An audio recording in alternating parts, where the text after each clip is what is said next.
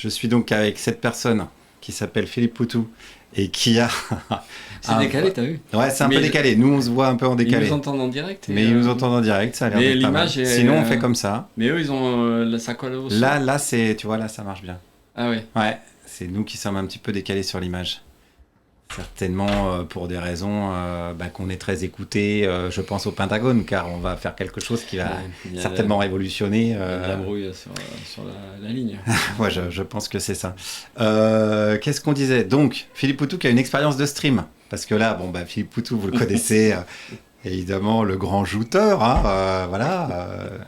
on ne le présente plus, qui a mis à l'amende bien des politiques et bien des éditorialistes, mais Philippe Poutou est un jeune qui s'est lancé sur Twitch.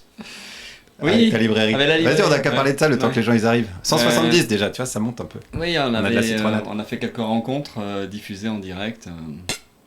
De la librairie. Donc, ce sont des amis qui font le Twitch, qui s'occupent de la technique. Alors moi aussi, on va saluer Goodway Prod qui sont à la technique derrière, qui m'ont fourni un micro qui marchait pas, j'allais dire. Mais ça se trouve, je l'ai juste mal branché. On va pas trop les incriminer. Tu veux pas retenter? Parce que on peut retenter parce qu'on a 2 micros, mais dans le temps que les gens ils arrivent, il y a déjà 323 personnes. Je vais te dire que là ça déboule.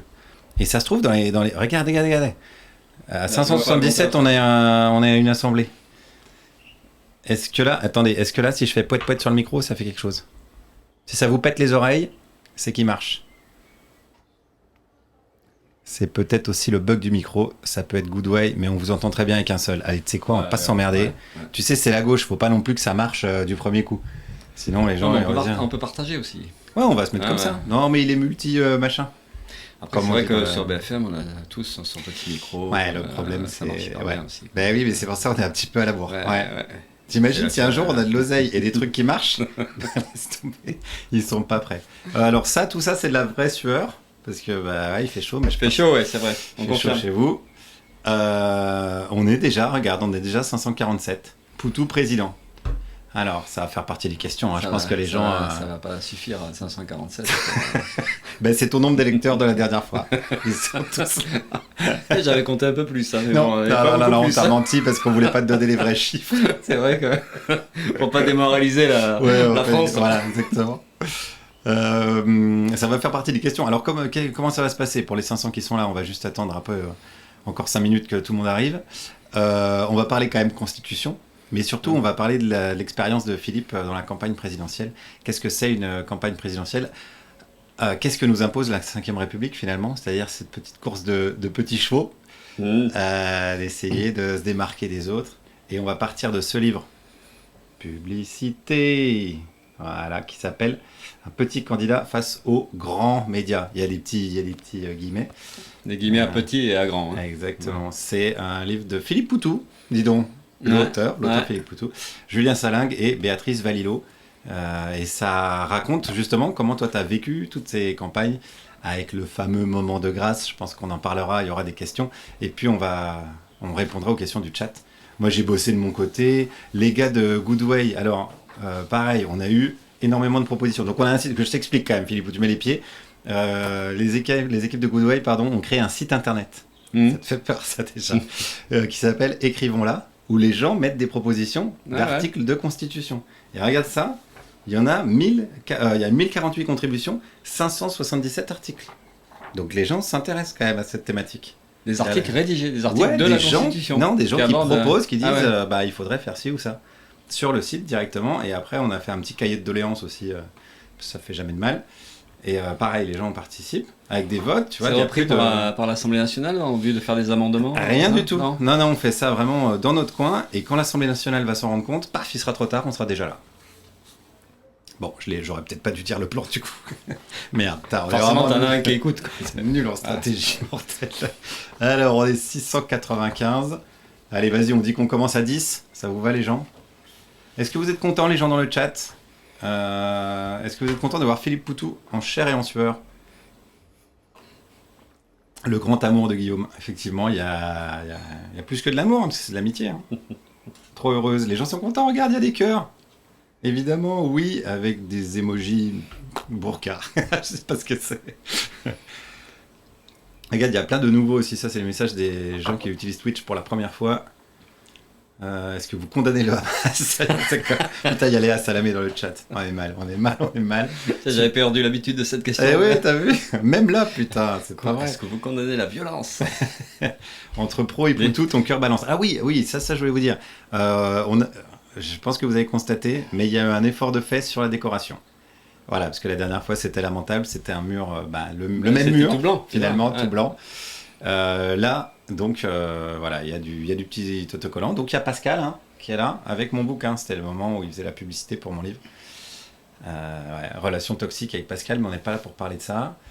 Du coup, est-ce qu'il y a Émeric qui gratte à la porte? Écoute, pas pour l'instant. Il n'y a pas d'orque, non, c'est vrai. Toi, je rajouterai pour la prochaine fois. Et d'ailleurs, comme il fait quand même encore un peu cheap ce décor, si vous avez des autocollants, des trucs, machin, faire de la promo, envoyez-moi à l'adresse de Radio Nova. C'est 10 rue Maurice Grimaud, 75 018 Paris. Vous m'envoyez des trucs, comme ça je les mets en déco derrière. Maurice Grimaud, est-ce que ça te parle, Philippe? Non, je connais pas. Préfet de police pendant mai 68. Ah bah oui, c'est vrai. C'est vrai, c'est ça? Ouais, c'est le Didier Lallemand de mai 68. Mais qui avait fait une petite note aux flics à l'époque, en leur disant attention, pas de dérapage, pas de bavure. Ouais. C'est bon, je sais pas si aujourd'hui on n'imagine pas trop. Pas tellement. Non. Un ministre qui un peu l'inverse. Dire, Il dit allez, faites feu de tout bois. Écoute, on est 800. Je pense que là, là on peut y aller. T'avais pas dit qu'on démarrait à 10 000? Ok, on attend 10 000. 10 000 voilà, prévenez les gens, allez toquer aux portes. Parce que Philippe Poutou, il faut au moins que ce soit 10 000, quoi. Parce que là, vous êtes 802. Quand tu fais BFM, c'est quoi comme audience? C'est vachement plus, quoi. Mais on n'a pas le compteur, on sait pas. Ah oui, c'est ça. Putain, ils auraient le compteur. Mais c'est pas si fou que ça, BFM. Une petite livraison là qui arrive. On a la production, une grosse production ici, qui nous apporte des glaces. Du rafraîchissement. Merci. Parce qu'une bonne constitution s'écrit avec des glaces.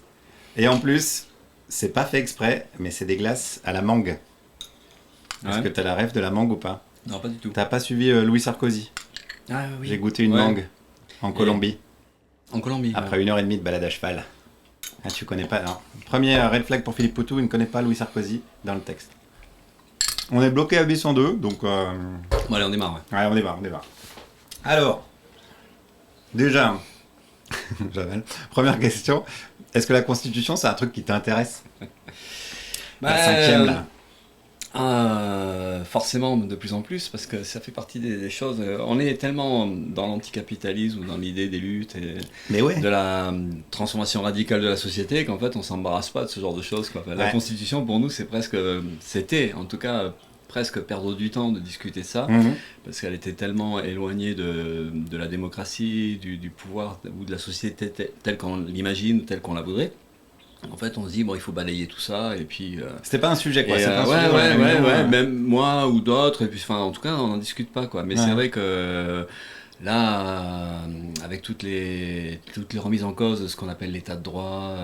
aujourd'hui, d'ailleurs, c'était le dernier jour du congrès de la LDH, ça parlait beaucoup de ça, de comment on défend l'état de droit et tout ça. Donc, derrière cette formule-là, on a appris un petit peu à y réfléchir, qu'est-ce que ça veut dire, mais parce que c'est facile de dire, quelque part c'est facile quand t'es révolutionnaire, tu dis on balaye tout ça et puis après on reconstruit et puis on voit, mais bon ça suffit pas, donc il faut bien discuter de l'existant et puis même de réfléchir comment ça peut progresser, comment ça peut évoluer. On n'est pas obligé d'attendre la révolution mondiale. Ouais, il y a le côté grand soir. Et donc du coup, on est obligé de s'intéresser à tous ces aspects-là, parce qu'il y a à la fois un aspect technique ou un aspect juridique, mais l'aspect juridique, c'est forcément lié à des aspects politiques. Donc voilà, c'est ça qui définit. Mais je suis pas du tout compétent là-dedans, pas du tout capable d'écrire un seul article. Mais si, tout le monde est compétent. De dire, d'essayer de mettre en forme quelques revendications, en fait. Qu'est-ce que ça pourrait vouloir dire pour nous, la démocratie? Et là, regarde, est-ce que tu l'as déjà lu?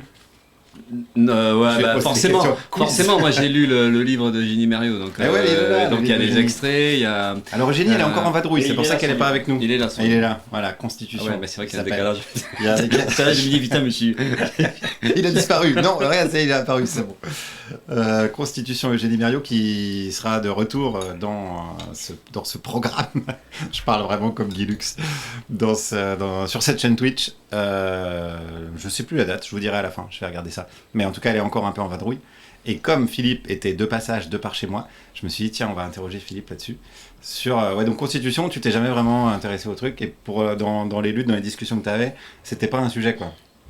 Bah ouais, ça nous paraissait éloigné de notre activité. Mais du coup, quand tu dis, on pige ce qu'il y a à déconstruire, ce qui va pas, mais reconstruire, ça serait quoi, tu vois? Ah oui, mais de toute façon, c'est plein de choses sur lesquelles il faut qu'on réfléchisse. On va réfléchir à ça, on a 2 heures. Hein. Même tout à l'heure, là, au congrès de LDH, ça discute beaucoup de l'état de droit, la défense de l'état de droit. Nous, on n'a pas tellement l'habitude de parler comme ça.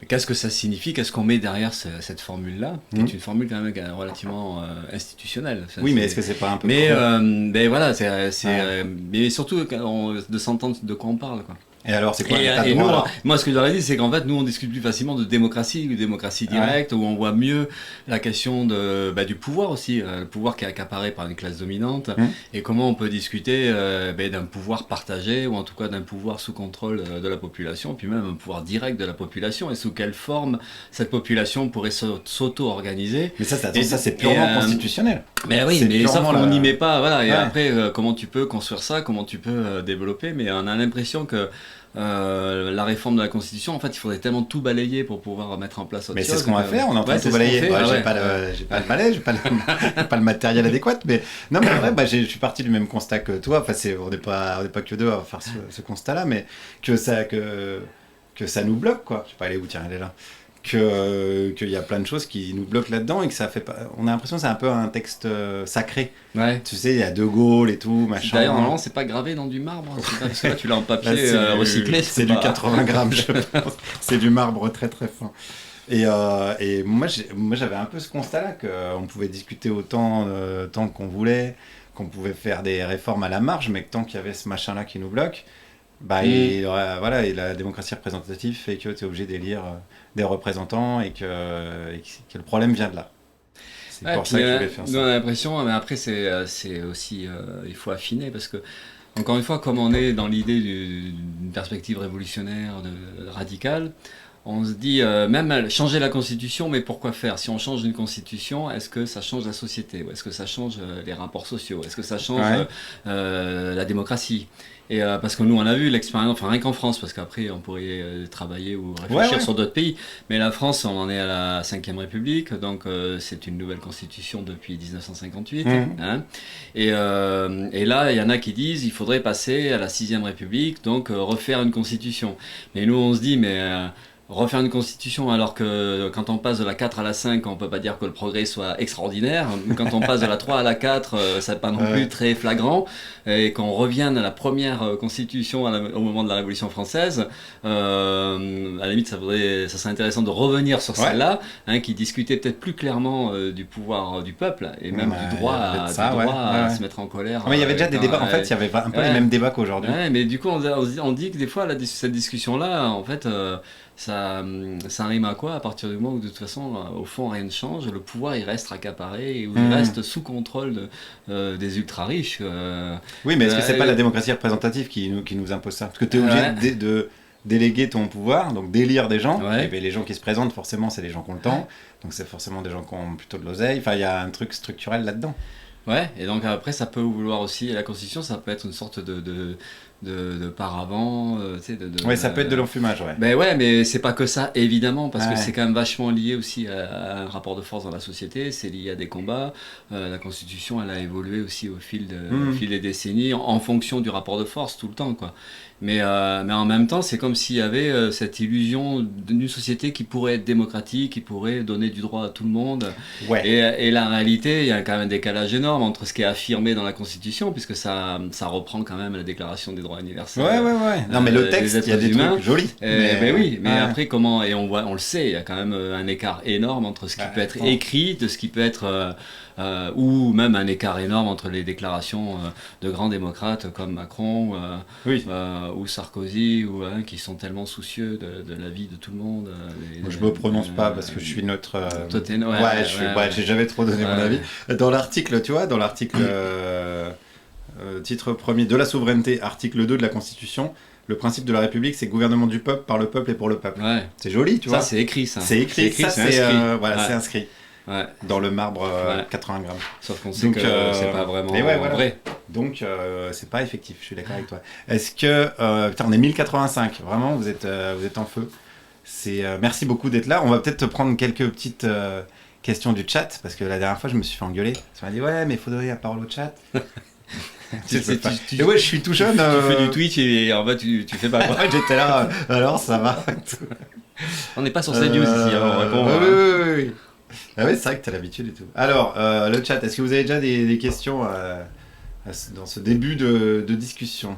Comment question Salamé. Comment ça va? C'est vrai quoi, je t'ai pas demandé comment ça va. Ah oui, c'est sa question. Oui, ouais. ça va. Moi, je sais pas s'il m'avait demandé ça. Non. Ça me dit rien. Mais ça va bien. Ça va bien. Ça fait longtemps que tu l'as pas vu, Salamé. Oui, et ça fait longtemps que je traîne plus sur les plateaux médias. Et ça, on va en parler. Après, on va parler de ça. Ça manque pas en fait. Ça manque pas, non. ouais. Alors là, j'ai fait récemment le média. Oui. Et bientôt l'émission de l'humanité, mais là t'es dans ta zone de confort. Voilà, on est dans des médias Encore que l'humain, un peu comme l'émission de la dernière. En fait, on est presque entre nous, quoi. Oui, mais ça fait du bien de temps en temps. On se dispute moins. Une safe place. Alors le chat, est-ce que vous avez des questions ou est-ce que vous avez vraiment trop chaud et vous voulez juste nous écouter parler? Parce qu'on est deux mecs blancs hétérosexuels. Donc nous on peut parler tu vois, pendant des heures, on a la confiance. Valeurs anarchistes. On peut parler communalisme. Quelle est la vision communalisme du NPA? Attends, je vais noter aussi des trucs. Parce qu'on va essayer de te... Ouais. Dans la vision du NPA, c'est difficile parce que... Est-ce qu'il y a une vision au NPA? Non, il y en a plusieurs forcément, mais c'est aussi l'idée, quand un petit parti, on pourrait imaginer un petit parti, il va plutôt facilement être homogène, puisqu'on est moins nombreux. Mais c'est pas le cas, en fait. C'est oublié que c'est un petit parti de trotskistes. Non, on n'est pas trotskistes. Ah putain. On a aussi des libertaires, il y a des trotskistes, il y a des marxistes, mais pas que. Mais on est tous des anticapitalistes en fait. Oui, ça, d'où le nom, nouveau, qui est peut-être pas complètement nouveau, mais... ça veut pas dire nulle part ailleurs. Non, d'accord. Et donc anticapitaliste. Mais en fait, ce que je voulais dire, c'est que quand on est petit, on n'a pas tous les outils qu'on aimerait avoir pour se former, pour réfléchir. On n'a pas l'argent, on n'a pas la disponibilité. Enfin, tout est un peu toujours dans l'urgence. Et donc, en fait, on a un petit défaut qui est lié à des petites organisations. C'est ce manque de temps qu'on aurait de réfléchir et d'élaborer des choses. On a cette difficulté-là. Et on s'en rend bien compte qu'on n'élabore pas tant que ça, en fait. On est tout le temps à répondre à des problèmes dans l'urgence, à essayer de militer, à dire tout, à formuler tout ce qui ne nous va pas, tout ce qui nous révolte. Et après, on a quand même une grosse difficulté à formuler. Et on se rend bien compte qu'en fait, pour arriver à formuler des choses, pour arriver à avoir des réflexions un peu plus profondes, ça passe par des liens très riches avec d'autres aussi, quoi. On a besoin de ça, et ça ça veut dire qu'en interne il y a des débats, j'imagine. Oui, il y a des débats, bien sûr. Mais est-ce que vous avez justement, est-ce que vous avez une sorte de, je sais pas, de règlement intérieur, de constitution interne, de modus operandi, ce qu'on appelle les statuts, par exemple. Les statuts, on a des statuts. Alors c'est intéressant, c'est les statuts démocratiques qui sont nous-mêmes, on se rend bien compte qu'on écrit plein de choses et qu'on n'est pas en capacité toujours de respecter. Il n'y a pas que la constitution, quoi. Alors nous, il y a peut-être un écart moins grand entre les statuts et la réalité du parti, mais ceci dit, c'est pas si simple que ça, parce que les statuts ou même tous les textes fondateurs, par exemple, d'une organisation, c'est notre volonté. C'est comment on voudrait être, ce qu'on voudrait être. L'idéal, quoi. Et puis cet idéal-là, ou en tout cas cette volonté-là, elle n'est pas toujours facile à mettre en œuvre. Par exemple, on se rend compte du décalage des fois qu'il peut y avoir entre la vie interne, les rapports internes entre militants et militantes, et puis qui est en décalage avec les statuts tels qu'ils sont rédigés. Et mais ça, je crois que c'est vrai pour toutes les organisations, mais même nous, on a cette difficulté-là. Mais j'insiste beaucoup sur le fait que quand on n'est pas nombreux, parce qu'on n'est pas nombreux, on est un peu plus de 1000 militantes et militants. Et comme nous, avec des sympathiques, avec évidemment autour de nous des compagnons de route. Mais après, c'est cette difficulté-là de. En fait, mais il y a nous, le NPM, on pourrait dire ça de plein d'organisations de la gauche radicale, ou même plein d'organisations dans le milieu associatif ou syndicaliste. On est quand même très handicapé, ou en tout cas, on est très fragilisé par l'émiettement. par le fait que on est quand même beaucoup à chacun vivre une vie à part. Les orgas ne se fréquentent pas tant que ça. On se voit dans les manifs, on se voit dans certains événements. Mais encore une fois, mais on n'a pas l'habitude de ouais. travailler ensemble. Et c'est vrai que c'est une question Si aussi t'as un de métier, disponibilité. t'as pas le temps, ben ouais. C'est une question de disponibilité. Et on s'en rend bien compte, l'énergie qu'il faudrait pour arriver à mettre en place des vraies structures de collaboration. Ouais. Alors en plus, c'est parasité souvent par des réflexes sectaires ou boutiquiers qui en plus ajoutent à la difficulté. Mais ceci dit, voilà, on manque de ça. Et là, comment vous délibérez alors? Par exemple, prenons le cas le plus simple. Tu t'es retrouvé, donc tu étais président, un très beau lapsus. Tu étais candidat à l'élection présidentielle. Comment ça s'est décidé? Est-ce qu'il y a eu un vote? Ah oui, quand même. Il y a des votes, ouais. Non, parce que les votes, tu vois, ça peut être un tirage au sort, ça peut être un consensus, ça peut être comme Gabriel Attal ou Retailleau, tout ça, c'est des votes, tout ça. C'est très. C'est des, je sais même pas si c'est des partis, c'est des petits groupes entre eux et puis hop, ils désignent. Souvent, ils désignent et après ils créent le petit groupe. Non, mais nous, oui, bien sûr, on a eu. Mais là, d'ailleurs, on est dans un processus équivalent à chaque élection présidentielle. En fait, on a une consultation qui est sur plusieurs semaines de l'ensemble des camarades de l'organisation. On fait redescendre ça dans les comités et donc avec les options qu'on a dans la prochaine échéance, c'est la présidentielle de 2027. Donc qu'est-ce qu'on fait? On fait quoi? Comment? Et donc il y a des camarades. Concrètement, comment vous décidez? Ah là, c'est tout d'y aller ou pas, par exemple. Et voilà, mais donc en fait, il y a des camarades. Et après, je reviens à vous le chat, je vous oublie pas. C'est comme tout, là, c'est la vie de toute organisation, mais pas que politique. Les syndicats, c'est des textes, c'est des plateformes. C'est de dire, nous, on pense qu'il faut faire comme ça. Nous, et s'il y a des désaccords, un autre groupe va dire, nous, on pense qu'il faudrait faire plutôt de cette manière-là. Donc au sein du donc du coup, tu as plusieurs options. Plusieurs options. Ça se fabrique au moment de l'échéance à discuter. Et puis et ça c'est transmis dans toute l'organisation et puis on essaie de faire la discussion la plus large possible. Mais oui, c'est ce qu'on appelle une conférence nationale. Et la conférence nationale fait remonter tous les délégués qui ont été élus à travers toutes les assemblées générales dans les villes. Assez classique en fait. On a une forme assez peu originale d'une certaine manière. Pas tant révolutionnaire que ça. Non, mais ça m'intéresse de savoir comment. Ça peut l'être quand même original dans la mesure où quand même il y a un souci démocratique de faire prendre position à tout le monde. La sociologie, c'est pas le cas. Toi, par exemple, je parlais tout à l'heure de Gabriel Attal. Je suis pas certain que ça se passe exactement de la même manière. Des fois, c'est toi, c'est le mec qui a le pouvoir et puis qui décide. Et puis après, donc à la fin, il y a un vote déjà pour savoir si vous envoyez quelqu'un. Et après, j'imagine, il y a un deuxième vote pour savoir qui. Ouais, c'est le même vote en fait, mais ça peut être très bien structuré comme ça. Mais là, oui, on va avoir, je sais pas comment on va faire exactement, mais parce que pour la première fois, on a toujours, en fait, c'est vrai pour nous, mais pour d'autres aussi. En fait, on est, je le redis, on est anticapitaliste, révolutionnaire, et t'as toujours un petit décalage quand on participe à une élection, surtout l'élection présidentielle.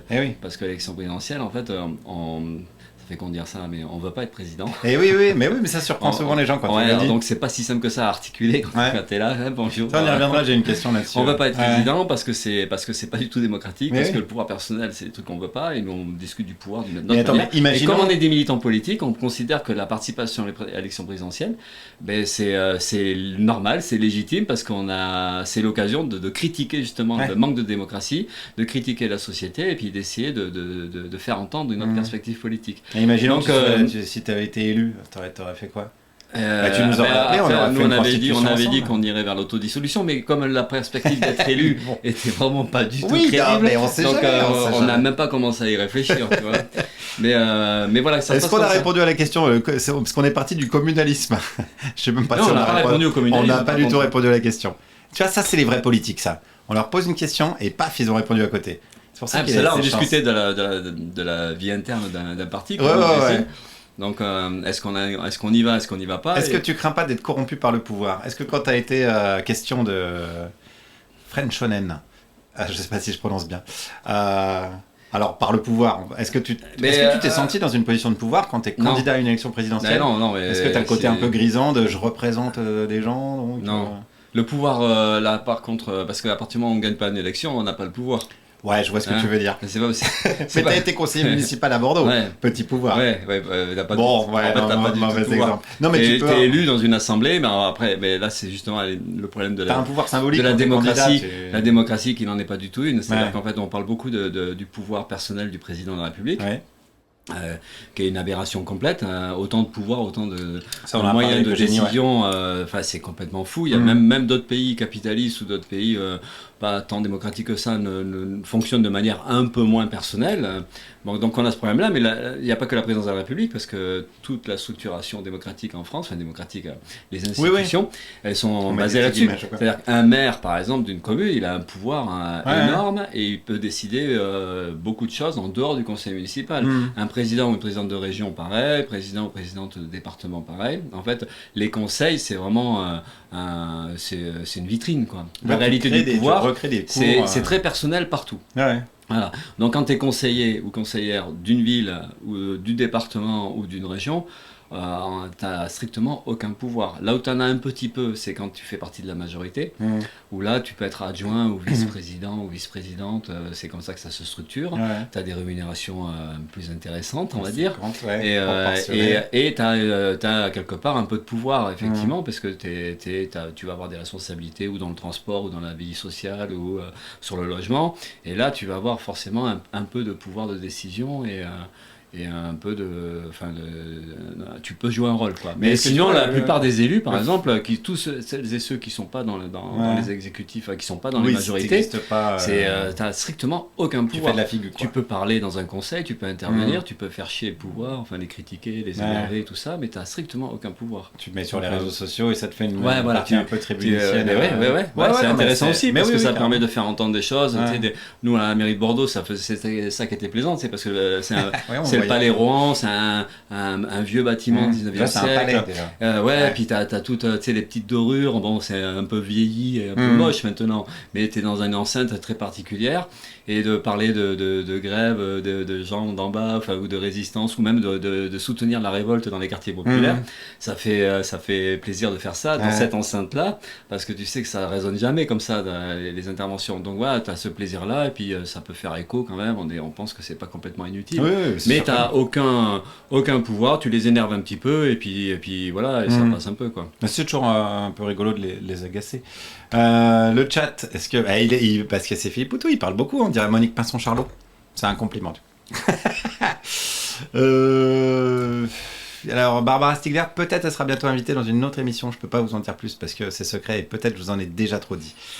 Est-ce que vous avez d'autres questions? Sinon moi j'en avais une. Mais communalisme, on l'a toujours pas répondu, hein. Mais ça va être le à la fin, il y aura une réponse sur le communalisme. Peut-être, si vous êtes gentil. À quand le retour des clips Philippe Poutou contre Monsieur Capital? Aïe. Alors ça, pour ceux qui n'ont pas la ref, je vous encourage à aller voir sur Internet. C'est pas grâce à toi que ça continue à se savoir, ça. Ouais, j'en avais fait la promo à Mediapart. À Blackblog. Blackblog sur Mediapart, on l'avait rediffusé. Alors pour ceux qui ne connaissent pas, mais attends, c'est intéressant quand même. On va en faire de cette remarque une question intéressante sur la personnification, parce que dans la mythologie de la 5e République, donc il y a l'homme providentiel, donc il y a tout un panel de trucs à faire, une affiche, un clip de campagne, donc c'était pour troller les clips de campagne que tu avais fait, des petites scénettes où tu défonçais la gueule à Monsieur Capital. C'était un mec raciste, je crois, dans la rue. Ouais. Après, c'était en fait, comme on n'est pas très à l'aise toujours dans une élection présidentielle. Avec la règle du jeu. Parce qu'en fait, le débat qu'on a, c'est, on pense quand même que ça vaut le coup d'y aller parce qu'on fait entendre autre chose et on montre aussi qu'on peut faire de la politique différemment. Enfin, on pense que c'est utile, voilà. Mais ceci dit, on n'est pas complètement à l'aise dans cet exercice-là et on n'est pas en complet désaccord avec les camarades libertaires, par exemple, qui eux disent, en règle générale. Participer à des élections, c'est jouer le jeu de la Dupri, des règles électorales, c'est faire comme si, et c'est cautionner, machin, c'est pas complètement faux, mais c'est pas complètement vrai. Bon, mais ceci dit, il y a quelque part quelque chose qui est problématique. C'est vrai, comment on fait... Tu es obligé de jouer avec les règles du jeu quand même. Voilà, donc nous on pense qu'il vaut mieux y aller que pas y aller. Mais voilà, et donc du coup après il y a toute la campagne à mener, et la campagne à mener, quand tu es candidat à l'élection présidentielle, t'es comme un con là, avec une affiche avec ta gueule, et puis tout tourne autour de ton nom. en fait. Bah ouais. Et c'est vrai que c'est pas si simple que ça à gérer, quoi.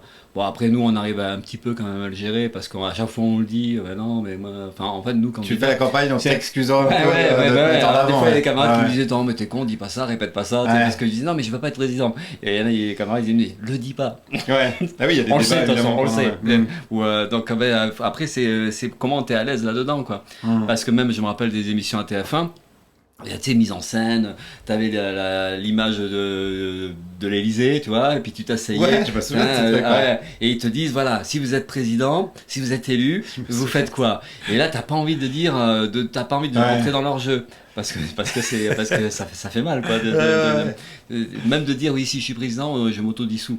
Oui, Mais je donc, repeins la du coup, façade. déjà de leur dire, non, on sera pas, puis on court pas après ça. Mais comment tu le formules de manière à ce que, quelque part, les gens, ils te voient quand même un peu, pas comme un fou, mais comme quelque chose qui est un peu utile, quoi. Donc, c'est pas simple. Alors oui, après, il y a les clips. Et on essayait de faire les clips un peu collectivement et tout ça. Alors, j'apparaissais forcément dans les clips parce que... Avec un vrai talent d'acteur, on peut le dire. Ouais, très très fort, c'est sûr. Enfin, j'en ai toujours... c'est pas pire que Gilles Lelouch. Bref. Alors, tu sais que Lelouch, c'est pas un militant de gauche. Hein. Non, on a vu sa réponse sur Jean Moulin. Oui, il avait l'air d'être un petit peu emmerdé. Le chat, est-ce que ça va toujours? Et vous êtes nombreux, hein, 1300. C'est incroyable. Est-ce que vous allez bien, le chat? Est-ce que vous n'avez pas trop chaud? Nous, oui. On s'en doute. État, ah bah vas-y, État ou pas État? Voilà, vraiment, on va dans le cœur de la meule. Tu dis NPA parti révolutionnaire. Quid de la question de l'État? Après, on revient dans le grand débat entre marxisme et libertaire. Ouais, je sais pas s'il fait pas trop chaud pour ce débat. Alors, c'est vrai, c'est une question du chat. C'est lié aussi à la discussion sur la Constitution. À quoi bon discuter d'une Constitution si on ne discute pas de l'État? De quel type d'État? Et est-ce qu'on a besoin d'un État? Et donc, c'est le problème de fond de la démocratie. C'est qui a le pouvoir? Et comment la société s'organise en fonction du pouvoir tel qu'il est, quoi. Alors s'il n'y a pas d'État, et donc nous on est marxistes, enfin la plupart d'entre nous on est marxistes, donc on considère c'est toujours cette idée, cette critique de l'État comme machine ou comme outil de domination de la classe qui a le pouvoir, la classe riche, hein, les capitalistes, et que donc nous on pense qu'il faut détruire cet État-là.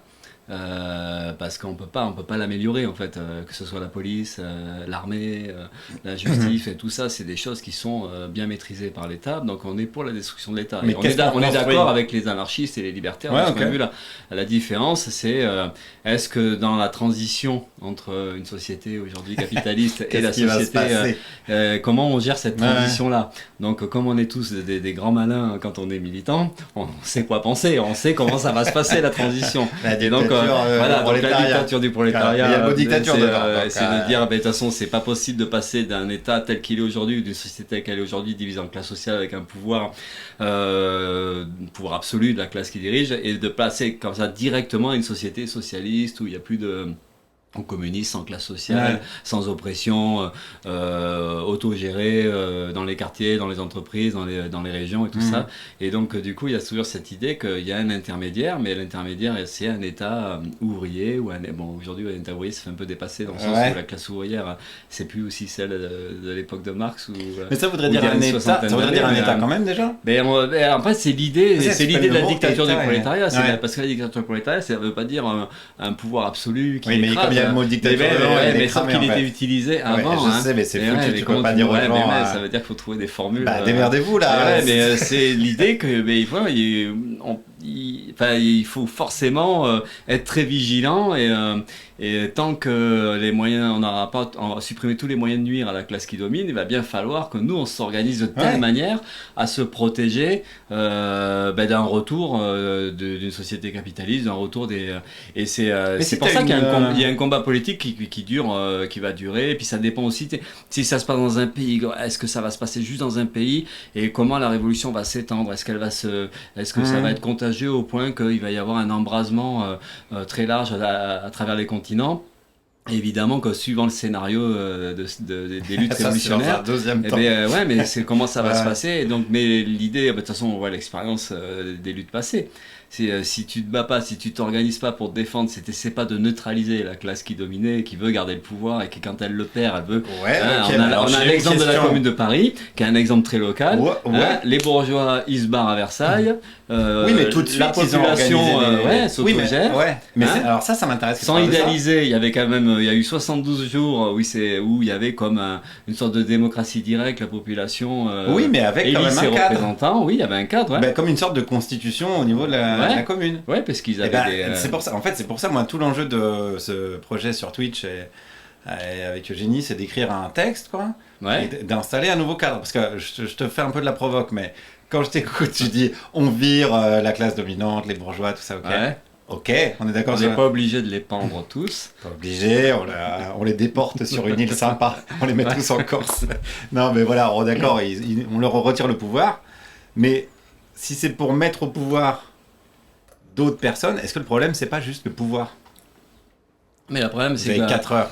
C'est un peu le cas de la Commune de Paris, mais il y a d'autres exemples en Amérique latine avec les apatristes et tout ça. Mais à chaque fois, ils ont inventé un nouveau cadre. Mais oui, mais la vraie protection, en fait, c'est quand il y a une prise en charge de la vie politique très large par la population. Et bien ça, est-ce qu'on peut pas en faire une constitution? Donc de ce point de vue-là, on est pour l'autogestion et on rejoint ça se met dans les la libertés. constitution. Mais oui, non, mais ça, on est d'accord. Non, ce que je veux dire, ça veut pas dire qu'il faut pas écrire des trucs. Oui, voilà. Ça veut pas dire que ça sert à rien d'écrire parce que de toute façon, on fera pas. Écrivons-le et voyons les effets que ça a sur le réel. Mais ça veut dire quand même que tu es obligé d'écrire quelque chose sans zapper la question du pouvoir lui-même.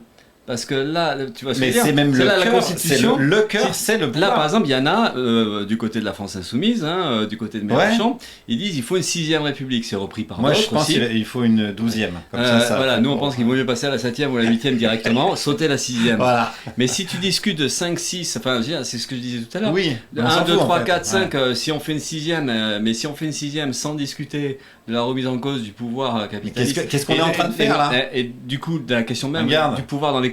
Il y a 1400 personnes qui sont là, on est en train de faire ça. Ça va peut-être pas suffire, mais ça monte. Pourquoi pas? Mais tu vois, une constituante, tu peux faire une constituante avec 500 personnes. Qu'on inscrive dans la Constitution l'idée d'une socialisation des moyens de production. Parce que comme ça, on ne discute pas juste du pouvoir politique, on discute aussi de la question économique, des rapports sociaux, des rapports de production, qui possède et qui travaille. Et là, à partir du moment où tout ça, tu le mets en forme. Bah oui, pourquoi pas. Mais ça veut dire, c'est pour ça que la Constitution, c'est forcément, à notre avis, en tout cas, une remise en cause de l'ordre tel qu'il est aujourd'hui. Mais on est bien d'accord. Moi, sinon, ça m'intéresserait pas de faire ça. Ok. Oui, si c'est pour faire de trop. Donc, il y a un article de ligne où on peut dire on socialise tout, quoi. Ouais. C'est vrai que bon, c'est bon. Fin de la Constitution. Tiens, je le mets à la main. Ça serait un document historique. Socialisons tout. Hein. Alors attends, on va prendre des questions du chat. On a déjà chaté, il est déjà 40 minutes. C'est un bon panel. Ah ouais, c'est un bon panel. 1421, c'est un bon panel. Ouais, mais ouais. On sait pas qui vous êtes. C'est ça qui est bien. Pourquoi la session NP? Alors c'est un peu technico-technique, peut-être on y reviendra. On se donne une date pour la prochaine manif. Ouais, alors vas-y, la question des manifs, j'ai noté. As-tu lu le site? Oui, j'ai lu, et je vais même vous dire, les gars de Goodway, qui sont incroyables, m'ont fait des rapports. Donc je suis vraiment comme un ministre. Ils m'ont fait des rapports détaillés avec des chiffres et tout. Donc ça, c'est un rapport sur ce que vous avez marqué, en gros, dans les propositions, les trucs qui reviennent le plus. Donc en partie 1, c'est réorganiser les pouvoirs et les institutions, on en parlait un peu. Donner au peuple le pouvoir de décider directement. Il y a il y a pas mal de propositions sur l'environnement, l'écologie, et les biens communs, genre la santé, la justice, l'école, tout ça. Justice, c'est là, ouais. Donc, ouais. Alors, j'ai pas lu tout en détail, mais sachez que tous les articles que vous proposez sont lus, notamment par Benjamin Poulain, qui fait partie de l'équipe de Goodway. Et ils bossent, et vous leur donnez beaucoup de boulot. À la base, ils avaient accepté parce qu'ils sont super. Et ils m'ont dit, mais nous, on veut bien t'aider là dans ton truc, ça a l'air sympa. Et peut-être qu'ils regrettent aujourd'hui. Trop de travail. Peut-être trop de boulot. Courage Benjamin, ouais, on l'embrasse. Et oui, il confirme, voilà, c'est Benjamin qui vous dit, je confirme, tout a été lu parce qu'il doit valider. Pour pas qu'il y ait dinguerie non plus, on déshabille Philippe Poutou et puis on lui balance des yaourts nature, ce genre de trucs. Oui, parce que c'est moi qui l'avais. Tu peux très bien avoir des idées qu'on partage pas du tout dans les propositions, c'est ça. Ouais, bah non, mais c'est pas. Alors, je crois que Benjamin, il sélectionne pas par rapport aux idées qu'il a ou qu'on a, mais si c'est des trucs qui font avancer le débat ou si c'est plutôt des dingueries, quoi. Alors, tout ce qui peut être réac, anti-immigré, par exemple. Oui, ça, je pense qu'il ça passe pas, quoi. Ouais, bah encore que ça, on peut discuter, hein, Benjamin, tiens, on va lui poser la question. Est-ce que tu as eu des propositions de fachos que tu as censurées? Ça serait vraiment un scandale. Regarde, tu vois la censure. Un message a été supprimé par un modérateur. On peut l'afficher. Qu'est-ce qu'il disait? Ah, trop tard. Ils ont viré toutes les propales de Ruffin. Oui. Est-ce que Ruffin essaie d'intervenir sur le site? C'est vrai? Non, je pense pas. On valide tout, même les fachos. On vire juste ce qui est insultant, contraire à la loi et hors sujet. Super. Et des fachos, il y en a eu? Genre des gens, justement, ça j'avoue, je les ai pas vus. Mais j'allais dire, c'est intéressant. Ruffin, un problème? Vous voulez qu'on parle de Ruffin? Ça fait un peu politique politicienne, on s'en fout, non? En plus, j'ai pas lu la BD. Il n'y a pas de fachos, ils savent pas écrire, dit Benjamin. Voilà, fin du problème. Il est pas méchant, Ruffin. Là, ça part en super Ruffin. Ça part, il y a des ruffinistes et des anti-Ruffin. On s'en fout, c'est pas notre sujet du jour. Vas-y, on va reprendre la question sur les manifs qu'il y avait tout à l'heure. Est-ce que c'est un mode d'action auquel tu crois encore ou il y a un côté un peu désuet, folklorique? Non, pas du tout désuet ni folklorique. Par contre, on se rend bien compte qu'il y a des limites dans l'efficacité des manifestations.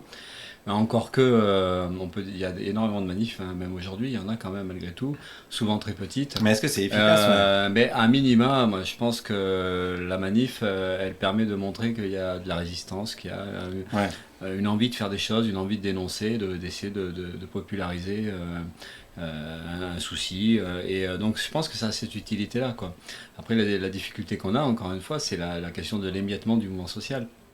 Et les organisations, souvent les syndicats, ils ont leur couloir ou leur spécificité, justement la manif sociale et tout ça, c'est un peu leur domaine. Et puis les assos, elles ont un autre domaine et tout ça. Et puis les politiques, ils en auraient un autre.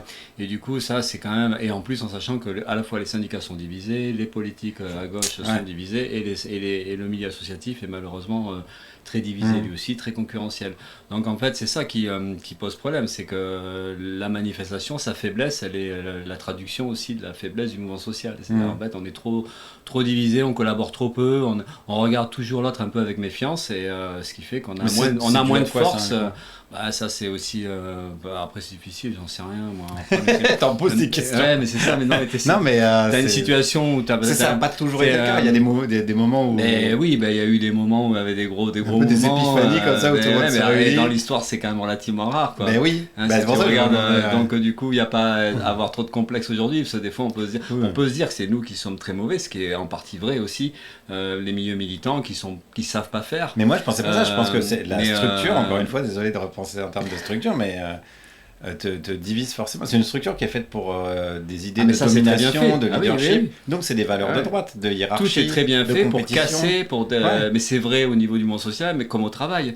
Ce souci permanent de fractionner, d'isoler, et donc de fragiliser, et t'affaiblis comme ça, et tu enlèves les moyens de riposte aux classes populaires. Donc ça c'est vrai. Et nous on est piégés là-dedans, et donc beaucoup de sectarisme, beaucoup d'esprit boutiquier, mais tout ça c'est cultivé souvent par l'idéologie dominante, qui va essayer on le voit d'ailleurs avec depuis la question de la Palestine, la résistance, la solidarité avec le peuple palestinien, ou il y a d'autres sujets comme ça, où l'idéologie, les médias dominants par exemple, et la classe dominante, elle va tout faire pour s'attaquer par exemple à une fraction de la gauche, notamment la FI, qui est la cible principale aujourd'hui des attaques, soi-disant ils sont terroristes, antisémites et tout ça, ils sont violents et machin.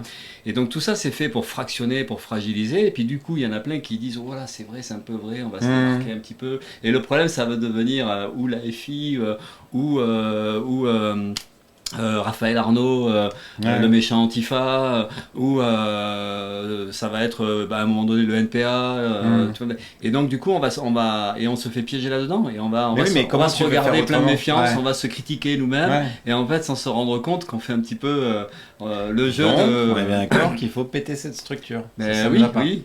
Donc, que penses-tu le chat? Est-ce que vous me dites, je suis peut-être pas assez sur le chat, mais j'ai envie quand même de poser une question à Philippe. Parce que ça fait donc c'est le 3e live qu'on fait sur cette chaîne et il y a un truc qui ressort souvent, c'est le tirage au sort et notamment l'idée d'un Sénat citoyen, c'est-à-dire d'un Sénat qui soit constitué. Un Sénat, pourquoi un Sénat? En fait on se disait, je vous résume un peu, parce que le truc symbolique c'est que le Sénat c'est vraiment les ors de la République. Moi je suis allé pour faire le micro-trottoir. Tu sais quoi, globalement des organisations militantes normalement constituées sont pour l'abolition du Sénat. Oui, mais là, c'est la symbolique. Rien, c'est vraiment... Oui, mais là, un Sénat de citoyens tirés au sort. Ouais. Non, mais tu l'appelles comme tu veux. Là, je te dis Sénat parce que c'est symbolique de foot. Okay. Des gens tirés au sort, de n'importe où, du peuple, dans des fauteuils. Parce que c'est vraiment, je te dis, les ordres de la République. À quoi? La moquette, il aurait du pouvoir. À créer c'est lui qui fabriquerait les lois. L'idée, je te dis l'idée, je crash test auprès de... D'accord. Et t'as plus de parlement? Tu te calmes, je t'explique. Là, c'est pour comprendre. Oui, mais si tu me laisses pas parler. Putain, je comprends le calvaire de Nathalie Sacri qui interroge Philippe. Non, ne clippez pas ça, ne gardez pas ça. C'est pas parce que j'ai pas de cravate. Je t'explique. Je vous fous un procès, moi. Donc, Sénat citoyen, gens tirés au sort, je te l'ai dit. Et on garde une Assemblée nationale. Qui valide les travaux du Sénat, alors. Non, on inverse tout. C'est le Sénat qui a le dernier mot. Là, aujourd'hui, c'est l'Assemblée qui a le dernier mot. Sénat citoyen, et on garde la démocratie représentative pour l'Assemblée. On fait une proportionnelle intégrale. Pourquoi? L'idée, j'essaie de résumer tout ce qu'on s'est dit en quelques heures de chat et de live. L'idée, c'était quand même qu'on garde du débat public dans la société. Parce que si tu fais que du tirage au sort, dans ce cas-là, j'ai l'impression qu'on pourrait se désintéresser en tant que citoyen et se dire, de toute façon... ça sera des gens tirés au sort qui vont décider. Donc là, avec ce dispositif, ça me paraît tenir sur ses pattes.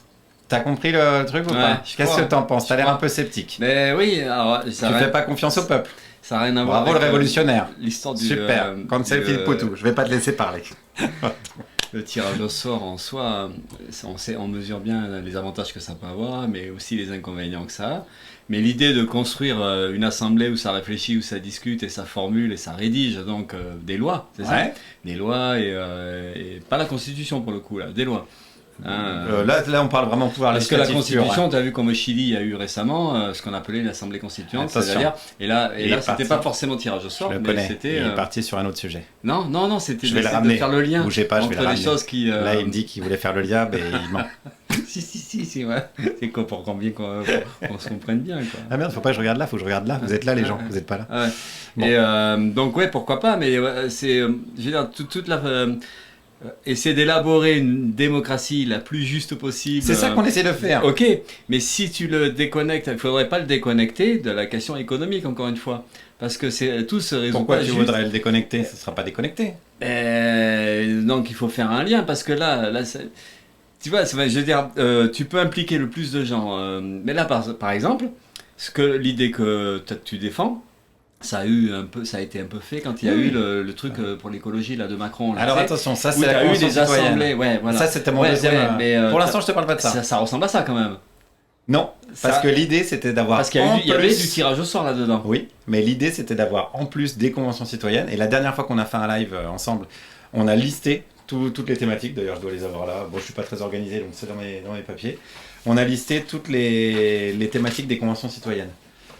Donc, à chaque fois, faire une convention citoyenne, et des conventions citoyennes sur l'économie, enfin sur l'emploi, ça fait partie des propositions des gens. Et à chaque fois, d'avoir une vraie... et donc, la convention citoyenne pour le climat, pour le coup, elle a plutôt très bien marché. Sauf qu'après, elle n'a pas eu d'impact sur le réel, parce que Macron, il a dit, j'en ai rien à foutre. Il n'y a rien à été retenu. Mais si jamais, dans la Constitution, tu as obligation de prendre ça en compte, et que ça se traduise en texte législatif, voté par un Sénat, puis l'Assemblée qui fait oui, mais quand même, gna gna gna, et que le Sénat, ça revient et qui dit, ça sera comme ça. Est-ce que là, on n'est pas sur des bases un peu plus solides et intéressantes? Si, d'accord, mais il manque quand même un truc. Alors voilà, vas-y. Pour que ça soit un truc un peu efficace, C'est ça qu'on veut. Ouais. J'imagine. Ouais. Ben, il y a un élément qui manque dans la discussion. C'est comment tu peux arriver à mettre en place ce type de démocratie-là, qui va à l'encontre de l'organisation actuelle de la société. Ça ne sera pas toléré par des gens qui ont le pouvoir aujourd'hui. Pourquoi pas? Comment tu forces les choses? Alors là, attends, là t'es dans l'étape d'après. Non. T'es dans le... Non, mais... Non, c'est l'étape maintenant. Tu peux Moi, pas... je propose de d'abord écrire un texte, que ça, on le fout à la poubelle, et voilà, parce qu'il n'y a pas grand-chose à sauver, mais on sauvera ce que vous avez envie de sauver. L'IVG, ce genre de truc, voilà. Mais, et qu'on réécrive un texte. Après, la tête, déjà... avant de le mettre en place, alors tu écris avant de le mettre en place. Moi, mon truc, c'est d'avoir, décembre, on a une nouvelle constitution, c'est la constitution française, et après, on voit... Est-ce que ta constitution, elle inclut le droit à l'émeute, ou le droit à la révolte, le pouvoir de la rue? Est-ce que ça serait dans la Constitution? Ça serait c'est un peu comme à la Révolution française, il y avait même, je crois que la Déclaration des droits de l'homme au départ, tu avais cette idée que, même des mandats que le peuple a le droit de se révolter s'il est opprimé. Tu sais, mais je crois que c'est même marqué encore dans la... Parce qu'il y a le préambule dedans... ça, il faut le mettre en avant. Moi, je pense que ça fait partie des bases qui peuvent rendre crédibles des véritables démocraties. Tu vois, en fait, ça n'élimine pas les rapports de force, moi, parce qu'on l'a élaboré ensemble. Il y a même des trucs où moi, j'arrive évidemment avec des a priori, des idées préconçues, voilà. Et en discutant, par exemple, l'idée du président, je résume juste en 2 minutes. Moi, j'étais plutôt pour garder mais dans un rôle, tu sais, genre, faut aller assister à la finale de la Coupe du Monde de cricket. Genre la reine d'Angleterre. Voilà, un peu. Et en discutant avec Eugénie dans le premier live et puis avec les gens en direct dans le deuxième, je me suis dit, bon, finalement, non, on s'en fout. Ouais. Il y a des pays où ils envoient plusieurs personnes et je me suis dit, tiens, c'est peut-être pas mal. Tu as rendez-vous avec Poutine, t'arrives à 5. Ça change aussi le rapport de force. T'as plus un Gugus contre un Gugus, bêtement, quoi. Ouais, donc tu vois, c'est collectiviser. Plus c'est collectif, plus c'est des équipes, mieux c'est. Ouais. Enfin, a priori. Bon. Ouais. On va. Mais je ne faut pas évacuer la question du rapport de force. Mais il y aura forcément la question d'une démocratie réelle. Comment tu peux le marquer ça sur papier qu'en fait il faudrait un peu ce qu'on appelait les soviets au moment de la révolution russe, même si ça n'a pas une image forcément très conviviale, parce que la révolution russe ça a été quelque chose de très dur de suite. Non, mais si tu te dis tous les 2 ans, mais j'en sais rien, là je réfléchis à voix haute, si tu dis tous les 2 ans ou tous les 3 ans il y a une convention citoyenne sur l'économie, sur l'emploi. Tu penses que ça suffit ça?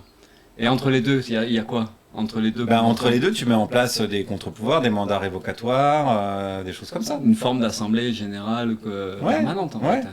On pourrait appeler des conseils, citoyen, des conseils de quartier, des conseils. Pour l'instant, on en est là, on en est au début, tu vois, on est en mai, donc forcément ça va évoluer. Là, je réfléchis à autre. Pour que ça tienne la route, c'est obligé, à notre avis, une forme de démocratie directe permanente. Alors c'est pas ça. Un RIC par exemple. Mais plus qu'un RIC, parce qu'un RIC, ça suppose tu votes à un moment donné ou pas. Mais là, c'est pas l'histoire juste du vote, c'est l'histoire d'une pratique quotidienne de la démocratie, d'une implication de celles et ceux qui sont volontaires. Tout le monde n'est pas volontaire forcément à ce truc-là, mais parce que c'est du temps et tout ça. Mais donc derrière, souvent on se dit, mais les gens ils ont pas envie de se prendre la tête après le boulot, ou même après une journée où tu galères, parce que c'est pas forcément le boulot qui use. Quand tu es au chômage, quand tu galères, t'as pas la forme forcément ou la dispo pour aller discuter politique, pour aller voir tes voisins ou pour aller voir comment on peut résister.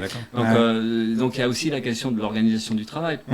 Et c'est-à-dire comment tu mets en place une vie sociale qui te libère le temps qu'il faut pour pouvoir faire ça. Ça, c'est la convention citoyenne sur le travail. Donc ça veut dire que tu pars sur... on bosse 2 jours par semaine.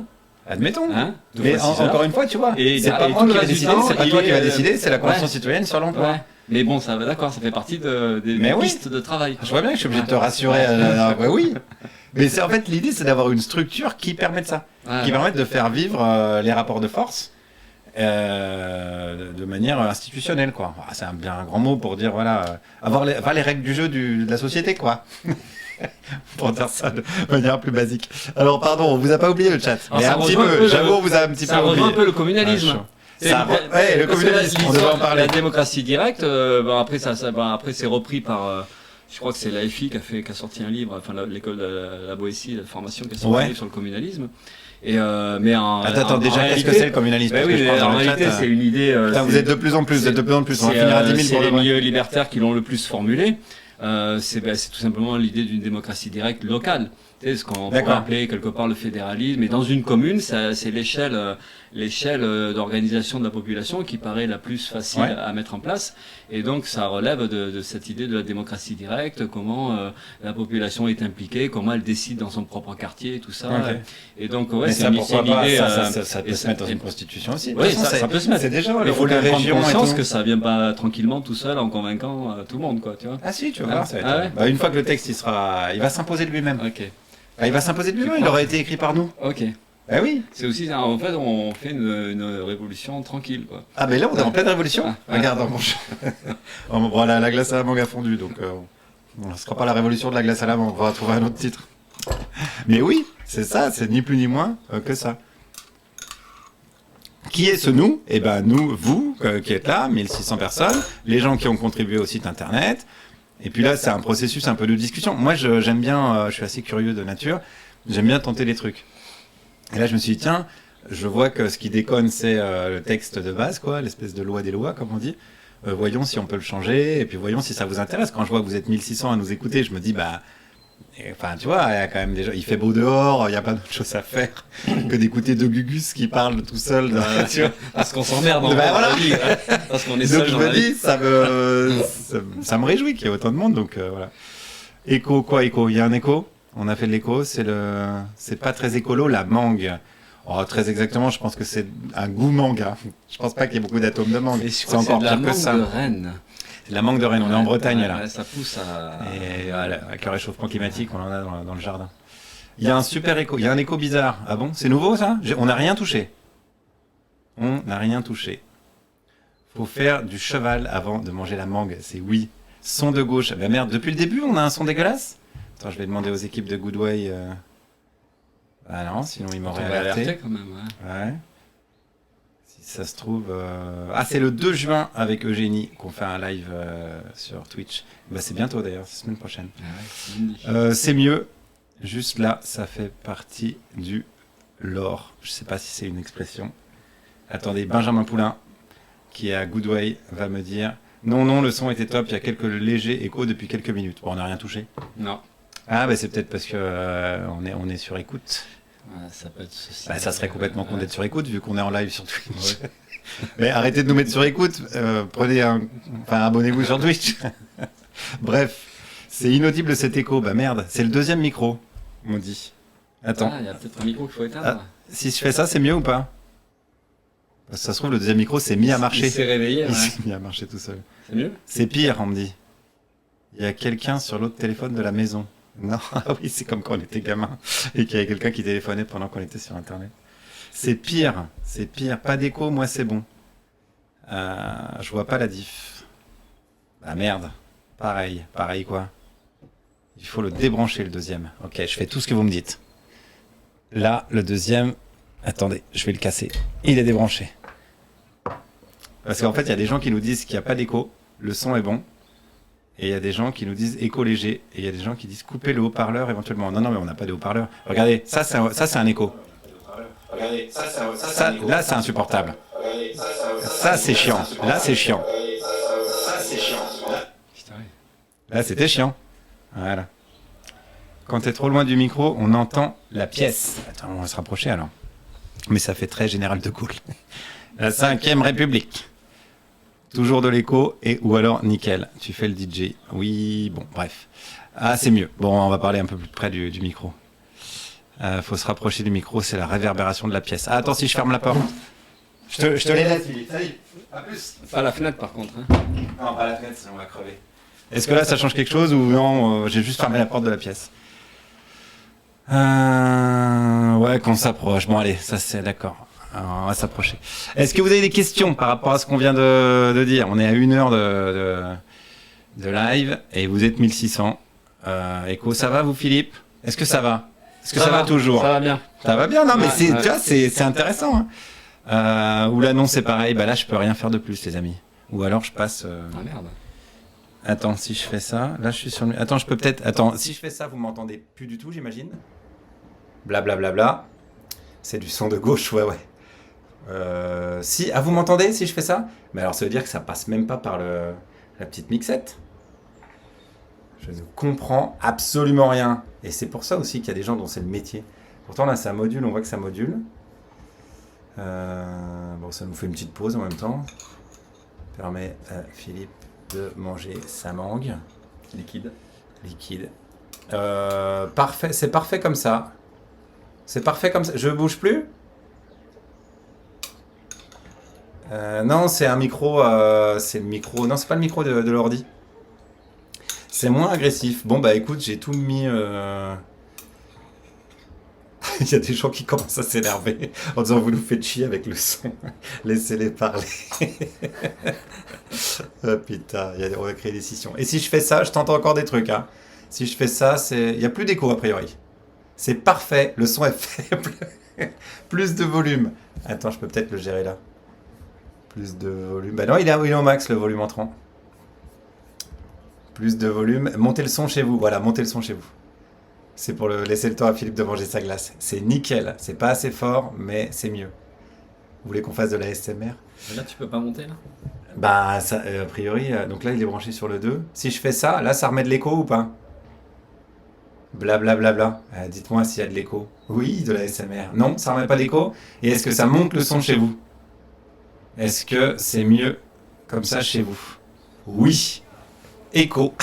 L'enfer. Ah si, ça remet de l'écho. Ça en remet, d'accord. On a déjà vu où était le problème. Re-écho. Ok, donc je laisse comme ça. Regarde, le chat, si c'est pas assez fort, monte le son chez toi. Ne vous engueulez pas. Est-ce que vous avez des questions? Parce que là, on discute, mais on vous a pas laissé beaucoup de temps de poser des questions. Regarde, ta webcam a un micro, on me dit. Mais ouais, mais là, ça passe par le micro qu'elle a. Voilà, franchement, c'est pas grave. D'accord. Ok. Oui, l'équipe de la solo. Bah, alors, l'équipe Goodway, c'est les gens qui gèrent nos vidéos dans l'émission, la dernière sur Radio Nova. Très bonne émission, auquel a assisté Philippe Poutou hier. Dans le public, il était très sage, il a tout écouté. Que devient Olivier? Comment sont élus les représentants du peuple? Ben là, du coup, on a essayé d'apporter ce modus operandi avec du tirage au sort, etc. Est-ce qu'il y a plus des questions générales? Je voudrais qu'on planche sur une architecture, c'est exactement ce qu'on essaye de faire. Ah, est-ce qu'il y a un gouvernement? C'est une bonne question, ça. Est-ce qu'on garde quand même un gouvernement? Ou est-ce que finalement, il n'y en a plus besoin? Ah, il s'y attendait pas, il a pas révisé. Non, mais moi, je sais, c'est quand on rentre dans les détails comme ça, c'est pas simple, quoi. Tu vois, il faut imaginer. Ah ouais, mais là, on a le droit de pas avoir d'avis. Hein. T'as le droit de dire, bah je sais pas, j'ai pas Après, il réfléchi. faut voir comment, parce que si on défend l'idée d'une démocratie locale, avec les possibilités pour la population de décider à une échelle d'une commune ou d'une agglo ou d'une région, comment ça se gère aussi avec un pouvoir central? Est-ce qu'on peut imaginer qu'il faut un pouvoir un peu central sur des zones géographiques plus larges? Parce qu'il y a des thématiques environnementales, des décisions à prendre ouais. qui relèveront d'une échelle plus large, quoi. Ouais. Après, comment tout ça, ça se coordonne? Alors après est-ce qu'il faut un gouvernement? Sans gouvernement, on a une mauvaise image de ce que c'est aujourd'hui, quoi. Mais si tu structures une société par le bas, tu peux imaginer des étages comme ça, où chacun des étages respecte l'étage en dessous, où il y a une véritable représentation, et puis surtout on met dans l'idée que tout est révocable, en fait, tu vois, parce que c'est ça qu'on peut pas faire aujourd'hui, c'est qu'un pouvoir élu, tu peux pas le changer, quoi. Tu te le coltines, même un taré comme Trump, tu l'as pendant 4 ans. Quoi. Oui, bah oui, mais parce que la Constitution lui permet de rester. Oui, donc ou alors sinon il fait un coup d'État, mais il faut, alors après c'est toujours plus facile à dire qu'à mettre en œuvre, parce que révoquer des élus, ça supposerait à partir de combien en pourcentage de la population. Mais ça tu vois, ça et se puis, chiffre. après, ça veut dire, on imagine donc une situation où il y aurait des votes un peu en permanence. Donc à la fois ça peut être un peu oula, ça va être le bazar, mais en même temps c'est peut-être ça la richesse aussi d'une vie démocratique, c'est qu'en fait, les Suisses ils votent beaucoup. Bon, après ça résout pas grand chose, non, c'est pas idéal. La Suisse, c'est pas pour ça que c'est une démocratie, tu as des votes très régulièrement. Mais c'est faisable, je veux dire, techniquement. Oui, surtout les moyens techniques actuels, tu peux très bien solliciter des avis. Là, on a l'impression que c'est un vieux système. De toute façon, 1958, quoi. La société a vraiment bougé énormément et on est encore sur des vieux outils, quoi. C'est imaginer des structurations, mais c'est obligé qu'il y ait des étages. Enfin, on imagine que c'est quand même un truc un peu incontournable. Moi, je voulais t'interroger faire un aussi truc sur un peu rationnel, quand tu veux, mais même ne serait-ce que la solidarité entre les zones du monde, par exemple un peuple qui a des difficultés d'alimentation en eau, ou tu vois, comment une autre coin du monde peut aider à apporter des solutions techniques ou apporter une aide humanitaire, enfin, et donc ça suppose quand même des discussions à un certain niveau. Et ça, il y aura une convention citoyenne sur le droit international. Voilà, ok. Bah oui. C'est simple en fait. Moi, en vrai, je pense que c'est assez simple. Et que la douille, c'est qu'on n'a pas vu que c'était simple. Tu sais quoi? On se dit, la Constitution, c'est un texte très technique, ça fait peur. Qu'est-ce que tu en fais vrai, c'est pas compliqué. du pouvoir actuel qui voudra pas ce genre de truc? Là, tu es dans l'étape d'après. C'est l'étape d'après. On verra, là, c'est juste je te réinviterai en janvier-février. Okay. Déjà, faisons un texte. Parce que là, sinon, on arrive, on gueule dessus et on n'a rien à proposer. Là, on dira, bah nous, on voudrait ça. C'est juste ça. Voilà. On fait un plan d'une société démocratique de demain. C'est ça qu'on veut, nous. On veut ça. Maintenant, si vous voulez pas ça, bon bah peut-être on peut se fâcher, peut-être qu'on peut, on verra. On peut se J'ai quelques idées, on peut faire des trucs. Non mais justement, ça rejoint un peu la question que je voulais te poser tout à l'heure sur, tu as parlé de peuple, tu sais, tu as dit il faudrait que dans la Constitution il y ait le respect quand le peuple est... le droit à la révolte. Le droit à la révolte. Mais en fait, je voulais t'interroger sur la notion de peuple. Qu'est-ce que c'est pour toi le peuple? Parce que est-ce que Bernard Arnault il fait partie du peuple? Est-ce que, tu vois, si le peuple, comme en Grande-Bretagne, il manifeste pour virer les étrangers, qu'est-ce qu'on en fait? Est-ce qu'il n'y a pas une sorte de mythification du peuple dans la gauche révolutionnaire? Derrière, il y a des discussions, parce qu'en fait, c'est comme beaucoup de mots, quel contenu on y met. Et, voilà. Et on s'aperçoit, nous, que quand il n'y a pas un contenu de classe, par exemple, qui montre justement la délimitation entre une population qui est victime, qui est exploitée ou opprimée, on est bien obligé de distinguer de cette catégorie-là de la population, donc du peuple, d'une autre partie qui, elle, opprime ou est en position de pouvoir et de dominer. Donc pour toi, le peuple, ça correspond. Le peuple, nous, ça fait partie des mots, normalement, dans le courant révolutionnaire, le courant internationaliste. C'est des mots qu'on n'utilise pas toujours, pas facilement. Parce que justement, ça cache, nous on considère que ça cache une autre réalité, la réalité justement d'une société divisée en classes sociales. Et le peuple, c'est souvent d'ailleurs l'extrême droite qui aime bien l'utiliser, le peuple français. Mais il n'y a pas que, parce qu'évidemment que dans les mouvements révolutionnaires, on discute aussi de peuple, ou même nous on dit solidarité internationale entre les peuples. Donc on l'envisage plus facilement comme ça quand on veut discuter de solidarité, par-delà les frontières, on discute même de liberté de circulation. En fait, souvent, ce qu'on entend par peuple, c'est les gens qui subissent des oppressions, des injustices. Et dans la même collection, d'ailleurs, Anna Mosa, il y a le mot peuple qui existe, et justement, c'est une volonté de mettre un contenu politique de gauche, militant, et de faire en sorte que ce mot-là, il ne soit pas juste... utilisé par l'extrême droite, mais qui peut aussi être utilisé par tout le monde, par nous. Mais ça mérite, tu as toujours besoin d'y mettre un petit contenu. Quoi. Mais oui, moi je trouve ça passionnant. Alors, le chat, est-ce que vous avez des choses à nous dire? Oui, j'imagine que oui. Pardon, on parle beaucoup. Qui devient le chef des armées? Qui possède les codes nucléaires? Putain, c'est une bonne question, ça. Code nucléaire. On peut imaginer qu'on se débarrasse du nucléaire quand même, non? Ça peut faire partie. On peut imaginer que. Ça sera la convention citoyenne. On sait que du jour au lendemain, c'est un peu compliqué, mais les assos très impliqués dans la lutte contre le nucléaire expliquent qu'il peut y avoir un plan de sortie du nucléaire en relativement peu d'années. Mais alors, est-ce que ça se fait pas au niveau international? Donc, il n'y a plus question du bouton. On peut se dire que le bouton on le pète et on sort du nucléaire progressivement. Et alors, on résout pas tout, mais déjà on peut dire qu'on le résoudrait comme ça. Alors, contre-argument, c'est qu'on va nous dire, bah oui, mais c'est ce qui permet notre survie, quoi. Non. Si ça se trouve... le nucléaire ? Ouais. Ah, tu veux dire dans le cadre de guerre ça sert souvent au cadre. Parce que si on a pas ça sert assez rarement dans le cadre d'un pique-nique, par exemple. Le nucléaire civil, ça existe. Non, mais là, je pense qu'il parlait du nucléaire. Quand t'allumes la lumière, non, mais là, il a dit les codes nucléaires. Le bouton, ça veut dire la chef des armées. Tu lances les missiles. Oui, donc c'est Ah oui, toi, t'étais sur le nucléaire civil. Le nucléaire, pardon. Global, de se débarrasser du nucléaire. Donc, du coup, mais mais ça, non, attends. Mais ça, c'est la question. Attends, intéressant. Là, tu dis, il faut se débarrasser du nucléaire. Mais d'accord, Philippe Poutou. Tout le monde n'est pas d'accord avec ça. Mais il y aura une convention citoyenne sur l'énergie. Voilà. Bien calmé. Bien calmé là. Il a des petites velléités de. En fait, c'est chiant la démocratie. Dictature du prolétariat, il remplace le prolétariat par Philippe Poutou. Trop de démocratie peut. Ça y est, on le tient. On le tient. C'est, Mais non, oui, mais après, qui est chef des armées et l'armement, ouais, chef des armées, c'est toujours difficile de discuter de situations qu'on ne vit pas Mais aujourd'hui. moi, je crois que, alors c'est pas la solution miracle à tout, mais si tu fais une convention citoyenne sur la défense, avec des gens compétents, et donc avec des militaires, des grands généraux, des machins, qui vont défendre leur point de vue, qui vont exposer des arguments, il y en a des pas débiles, quoi. Des arguments et des militaires. Ah, après, c'est pareil, quoi. L'armée, En fait, on connaît l'armée telle qu'elle est aujourd'hui, Ouais. comme la police, la justice, enfin, tout ce qui est Oui. bras armé de Ouais. l'État. Le régalien. Donc, ouais, on sait comment ça marche aujourd'hui, mais ça suppose qu'on ne discute pas d'une armée structurée de la même manière et qui a oui. les mêmes objectifs. Parce que là, aujourd'hui, on a des armées qui sont au service des nations, et donc, et des nations, c'est pas au service des peuples, c'est au service des intérêts économiques. Mais on peut imaginer une autre armée. C'est ce que disait Anatole France ou Jean Jaurès, on croit mourir pour la patrie, Ouais. on meurt pour les marchands de canons.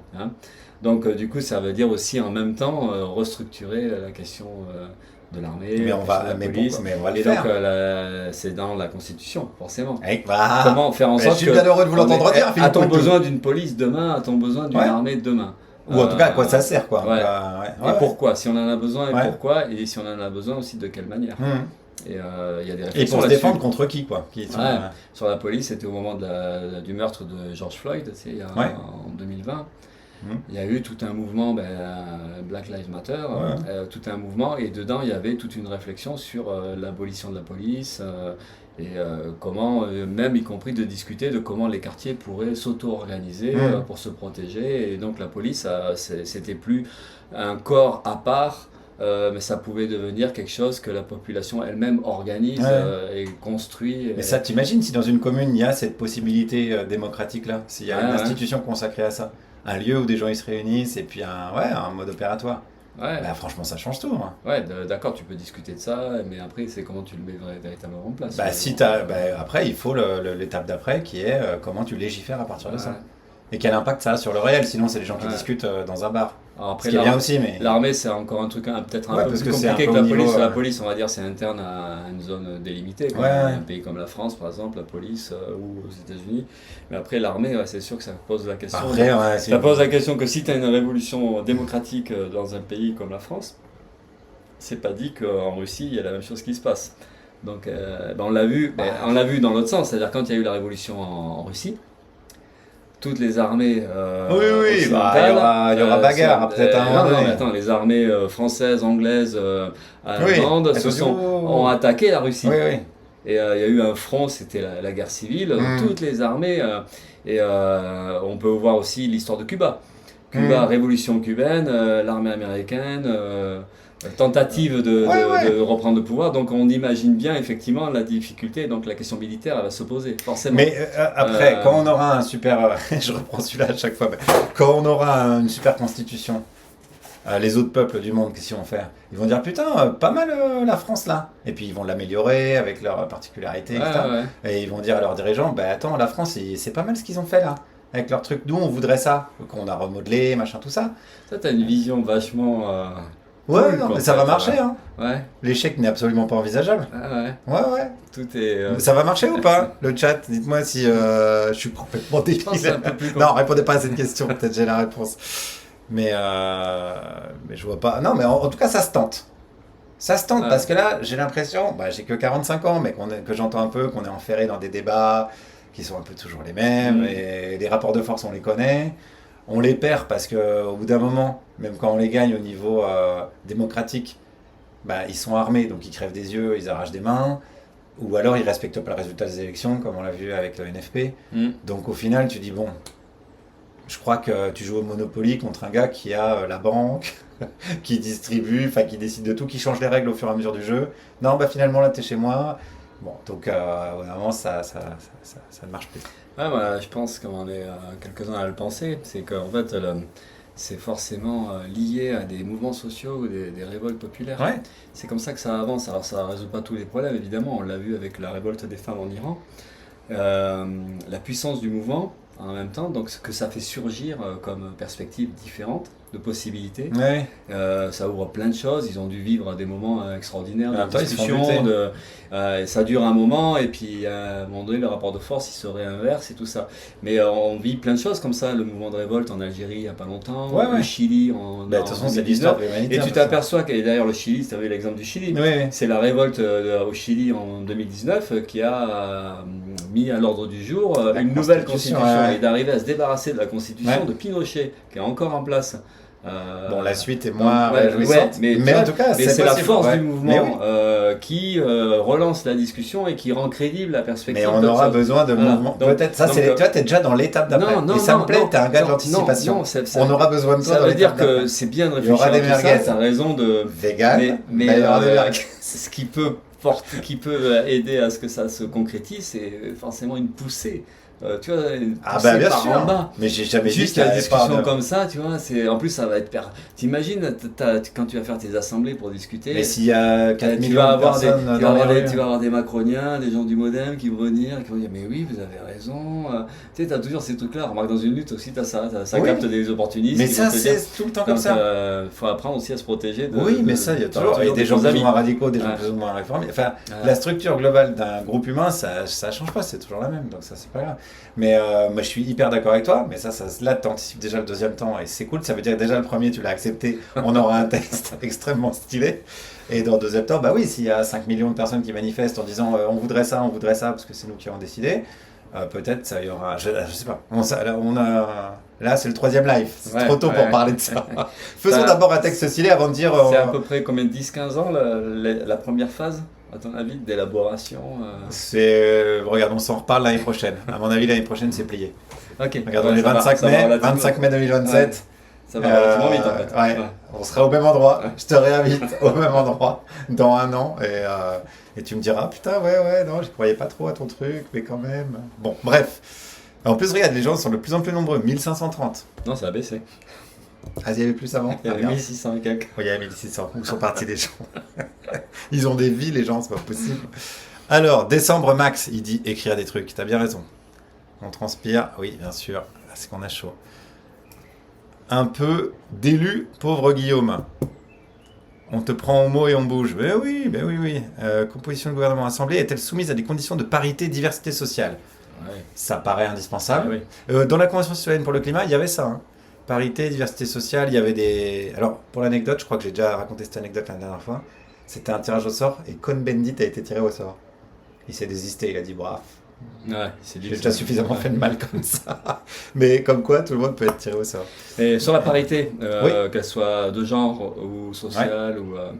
En fait, ça suffit. C'est bien. Je pense que comme on n'est pas capable de le faire de nous-mêmes, il vaut mieux qu'il y ait des lois qui imposent. Et on a vu que ça a quand même permis à ce qu'il y ait une représentation peut-être moins caricaturale. Mais ceci dit, on sent bien que ça suffit pas du tout, quoi. Parce que pour que d'abord les milieux sociaux défavorisés participent à la vie politique, c'est-à-dire qu'ils aient la disponibilité de le faire, ça suppose quand même qu'il y ait un statut de l'élu, un revenu et même un travail qui soit organisé différemment de manière à libérer des tas de gens qui ont des boulots plutôt prenants, tu vois, 5 jours par semaine. Mais tu sais quoi, les Grecs ils faisaient ça. Oui. Au bout d'un moment, ils payaient les gars, parce que les gars, ils étaient pour les méchants, femmes, ils disaient, pour la participation des femmes, le quota, ça suffit pas juste. Parce qu'en fait, on sait très bien que derrière, c'est la question de la charge de travail, la charge mentale et tout ça. Donc, comment tu réorganises la vie sociale? Donc, ça suppose encore une fois une question de réorganisation de la vie sociale qui permet de rendre crédible une forme démocratique plus élaborée. Sinon, après, tu fais presque semblant. En fait, tu vas dire, ben voilà, il faut ça. C'est du marketing. Et tu changes pas l'organisation de la société qui ne permettra pas. De toute façon, cela, tu as plus de femmes. Et encore, c'est plus compliqué que ça. Les listes sont paritaires, mais on s'aperçoit que souvent, la tête de liste, elle est masculine. Donc, du coup, au niveau des élus, mairie et tout ça, tu auras plus de mecs. Mais on peut dire que c'est quand même une bonne... Mais tu as quand même une avancée. C'est sûr que les assemblées sont... ça suffit mais pas. tu te rends bien compte que même au niveau des femmes, finalement, la participation des femmes, elle s'améliore, mais ça reste un milieu social plutôt favorisé. C'est rarement les milieux précaires et les milieux dans les quartiers populaires, n'en parlons pas, alors que les milieux populaires militent, mais dans les assos.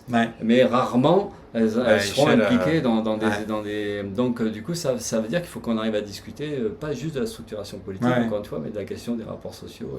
Ça suffit pas, je crois qu'on est d'accord. Tu vois, c'est... faudra faire 2-3 pages de plus, quoi. Bah attends, regarde, il y a tout ça déjà. Non, mais franchement, on a de la place, des vraies idées à débattre. Question pour Monsieur Poutou. Pensez-vous que le peuple... est-ce que je peux remonter le chat? Ça va trop vite.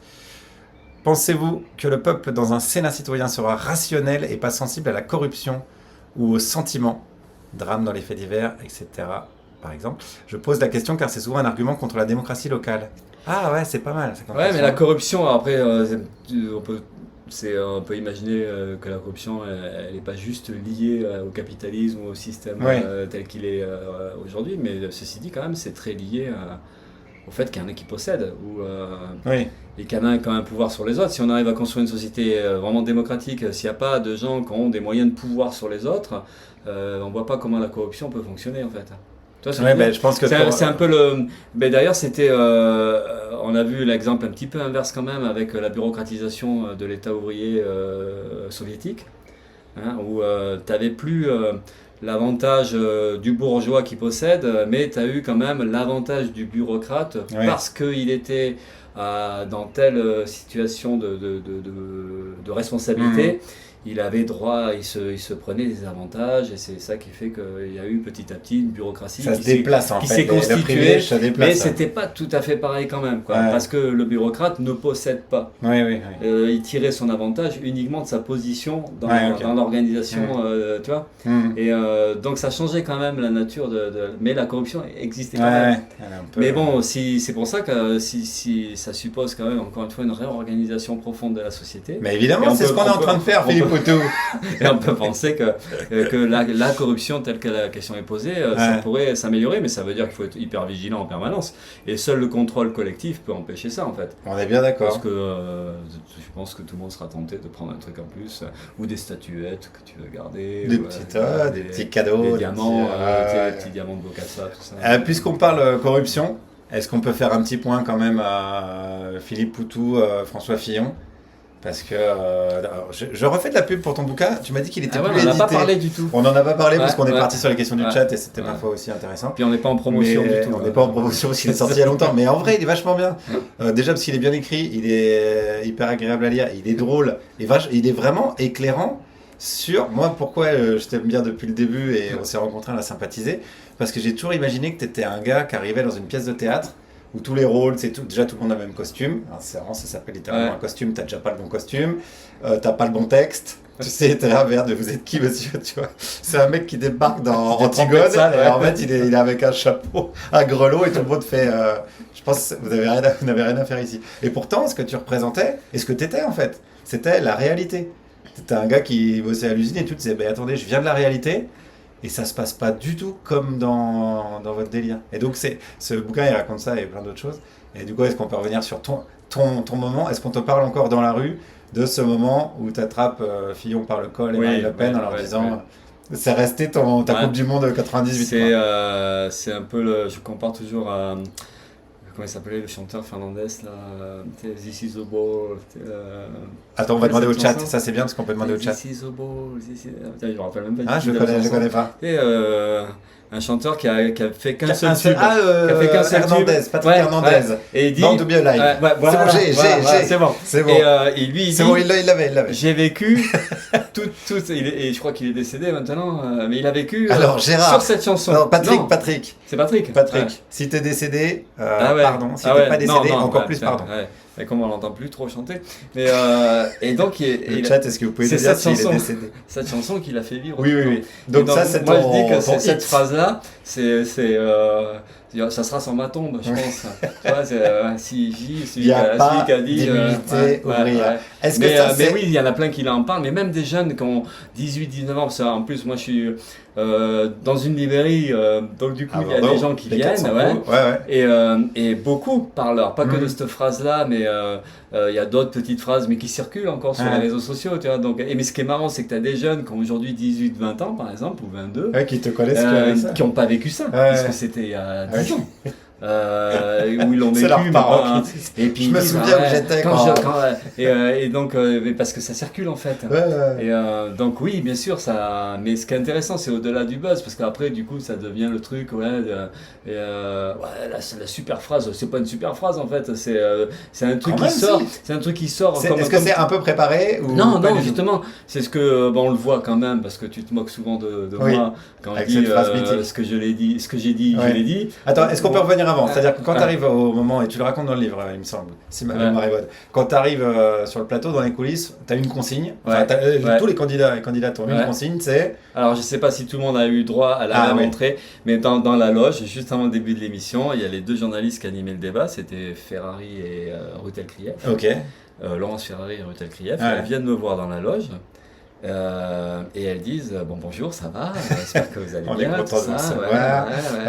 Elles en rajoutent pas trop d'étonnes. Et puis en disant on voulait s'assurer que vous avez bien compris les règles de l'émission. Donc en fait, chaque question avait 3 grands thèmes et 3 sous-thèmes par grand thème. Donc tu avais 9 moments d'intervention. Et donc c'était 9 questions et tu avais comme des tiroirs quoi. Et donc elle disait vous avez bien travaillé, et vous répondez. En fait, le but c'est de défendre votre programme. C'était votre programme de campagne, de candidat, machin. Et donc après, à côté de ça, il faut éviter. Et la règle, c'est qu'on n'attaque pas les autres. Voilà. Il ne faut pas attaquer les autres parce que c'est pas ça un débat. C'est pas ça un débat. T'avais pas la bonne définition. Voilà, donc ça commence comme ça. Donc là, ils mettent la petite pression comme ça. Et toi, est-ce que à ce moment-là, tu te dis hop, je fais comme ça? Et ce qu'on raconte dans le bouquin, c'est un aspect du bouquin, parce que le bouquin, comme tu dis, on a une expérience très particulière. On fait des campagnes et donc on fréquente les médias. Ce sont des outils, les médias, les gros médias, des outils qu'on ne connaît pas du tout, puisque en temps normal, on est ignoré par les médias. Et il se trouve que l'élection présidentielle, c'est sa particularité. Les médias sont obligés d'inviter tous les candidats. Et oui. Apparemment, ils ont leur parrainage, évidemment. Et c'est pour ça qu'on apparaît dans la phase de la campagne officielle, parce que c'est quand on a le parrainage. Et puis les 2 dernières semaines, c'est le moment de l'équité et de l'égalité du temps de parole. Et donc là, on apparaît, mais parce qu'ils sont obligés de nous inviter. Oui, bien sûr. Voilà, donc c'est une expérience très particulière et on a voulu la raconter dans ce livre. En disant, il y a ce que vous voyez vous, et puis nous, on voudrait vous raconter des petites histoires, comment ça se passe, comment on est bien reçu, le bien entre guillemets, évidemment, et puis tout ce qu'on peut analyser qui relève de la sociologie un peu de Bourdieu, qui lui a déjà décrit ça. C'est-à-dire comment, c'est ce que tu dis, comment on est un corps étranger en fait. On arrive à un endroit où on n'est pas du tout invité, on est censé alors pas tu être viens là. du réel, quoi.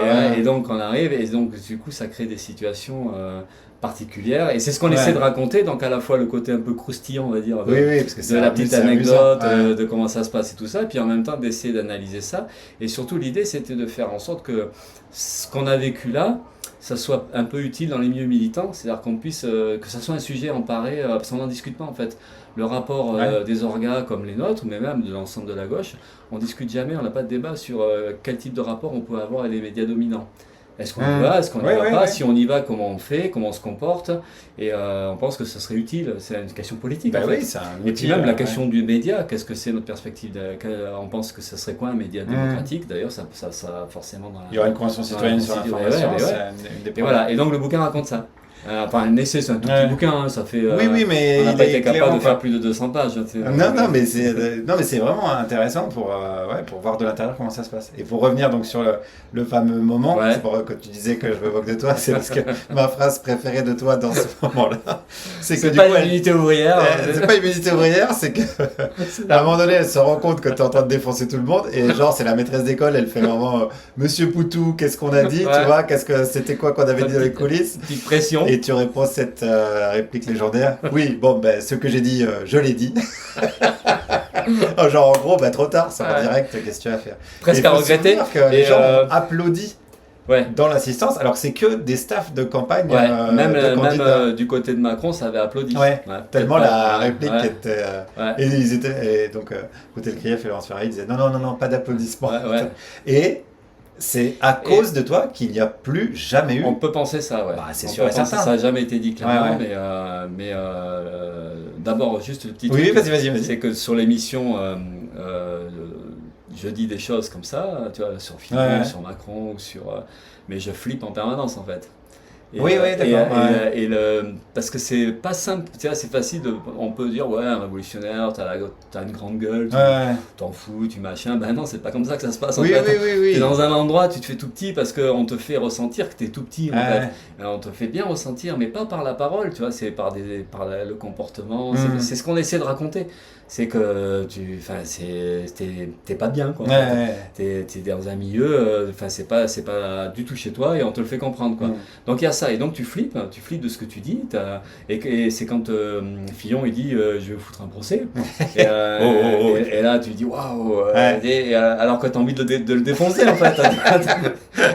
Mais après t'as l'autre truc qui se joue. L'intimidation, quoi. T'as un autre truc qui se joue, c'est qu'en fait t'es porte-parole d'une organisation, et t'as pas envie toi de faire le truc qu'il faudrait pas faire, et de mettre l'image de l'orga, tu vois, donc tu as aussi ce stress-là. C'est pas juste la peur du pouvoir qui va te sanctionner, c'est de faire bien, de pas être con, quoi, ou gauchiste, ou tu vois, de pas être caricatural, et en même temps de placer ce que tu as placé. Et donc c'est trouver et là tu as toujours peur de pas bien faire le boulot, parce que c'est une mission militante, quoi. Mais quand même, la structure est quand même pas faite pour des gens comme toi, quoi. Et la question d'après, c'était, parce que là on revient sur le fait, tu m'as posé une autre question. C'était, est-ce qu'on en parle encore, tout ça, mais t'as répondu. Est-ce que vous avez des questions? Est-ce qu'il faudrait pas l'organiser sur nos médias à nous? Ah oui, faire un... Bah oui, mais va convaincre, je sais pas qui... Edouard Philippe ou Gabriel Attal de venir sur Blast. Ce qui serait bien, c'est pas un débat avec tous ces connards, avec tous ces réacs, on s'en fout. Mais par contre, ce qui nous manque, c'est un débat des candidats, ou enfin en tout cas des organisations de gauche. Y compris mais une primaire et tout. C'est pour ça aussi prendre l'habitude de discuter de ce qu'on veut, de pourquoi on veut, quelle gauche on voudrait. Oui, mais là où on en revient à la 5ème République à chaque fois, je reviens sur mathématiques de live, mais c'est qu'il faut quand même un Gugus sur l'affiche, ou une Gugus, mais c'est souvent un Gugus. Et ça, parce que la règle, c'est ça en fait. Là, c'est la règle aujourd'hui. Donc là, on le voit, ils veulent tous être sur l'affiche. Mélenchon évidemment. Vous, on verra s'il y a des gens. Mais sur les débats, là, quand tu dis, oui, c'était ça ta question. Il n'y a plus de débat, c'était à cause de moi qu'il n'y en a plus. C'était la première fois. C'est la première fois qu'il y en avait un. Oui.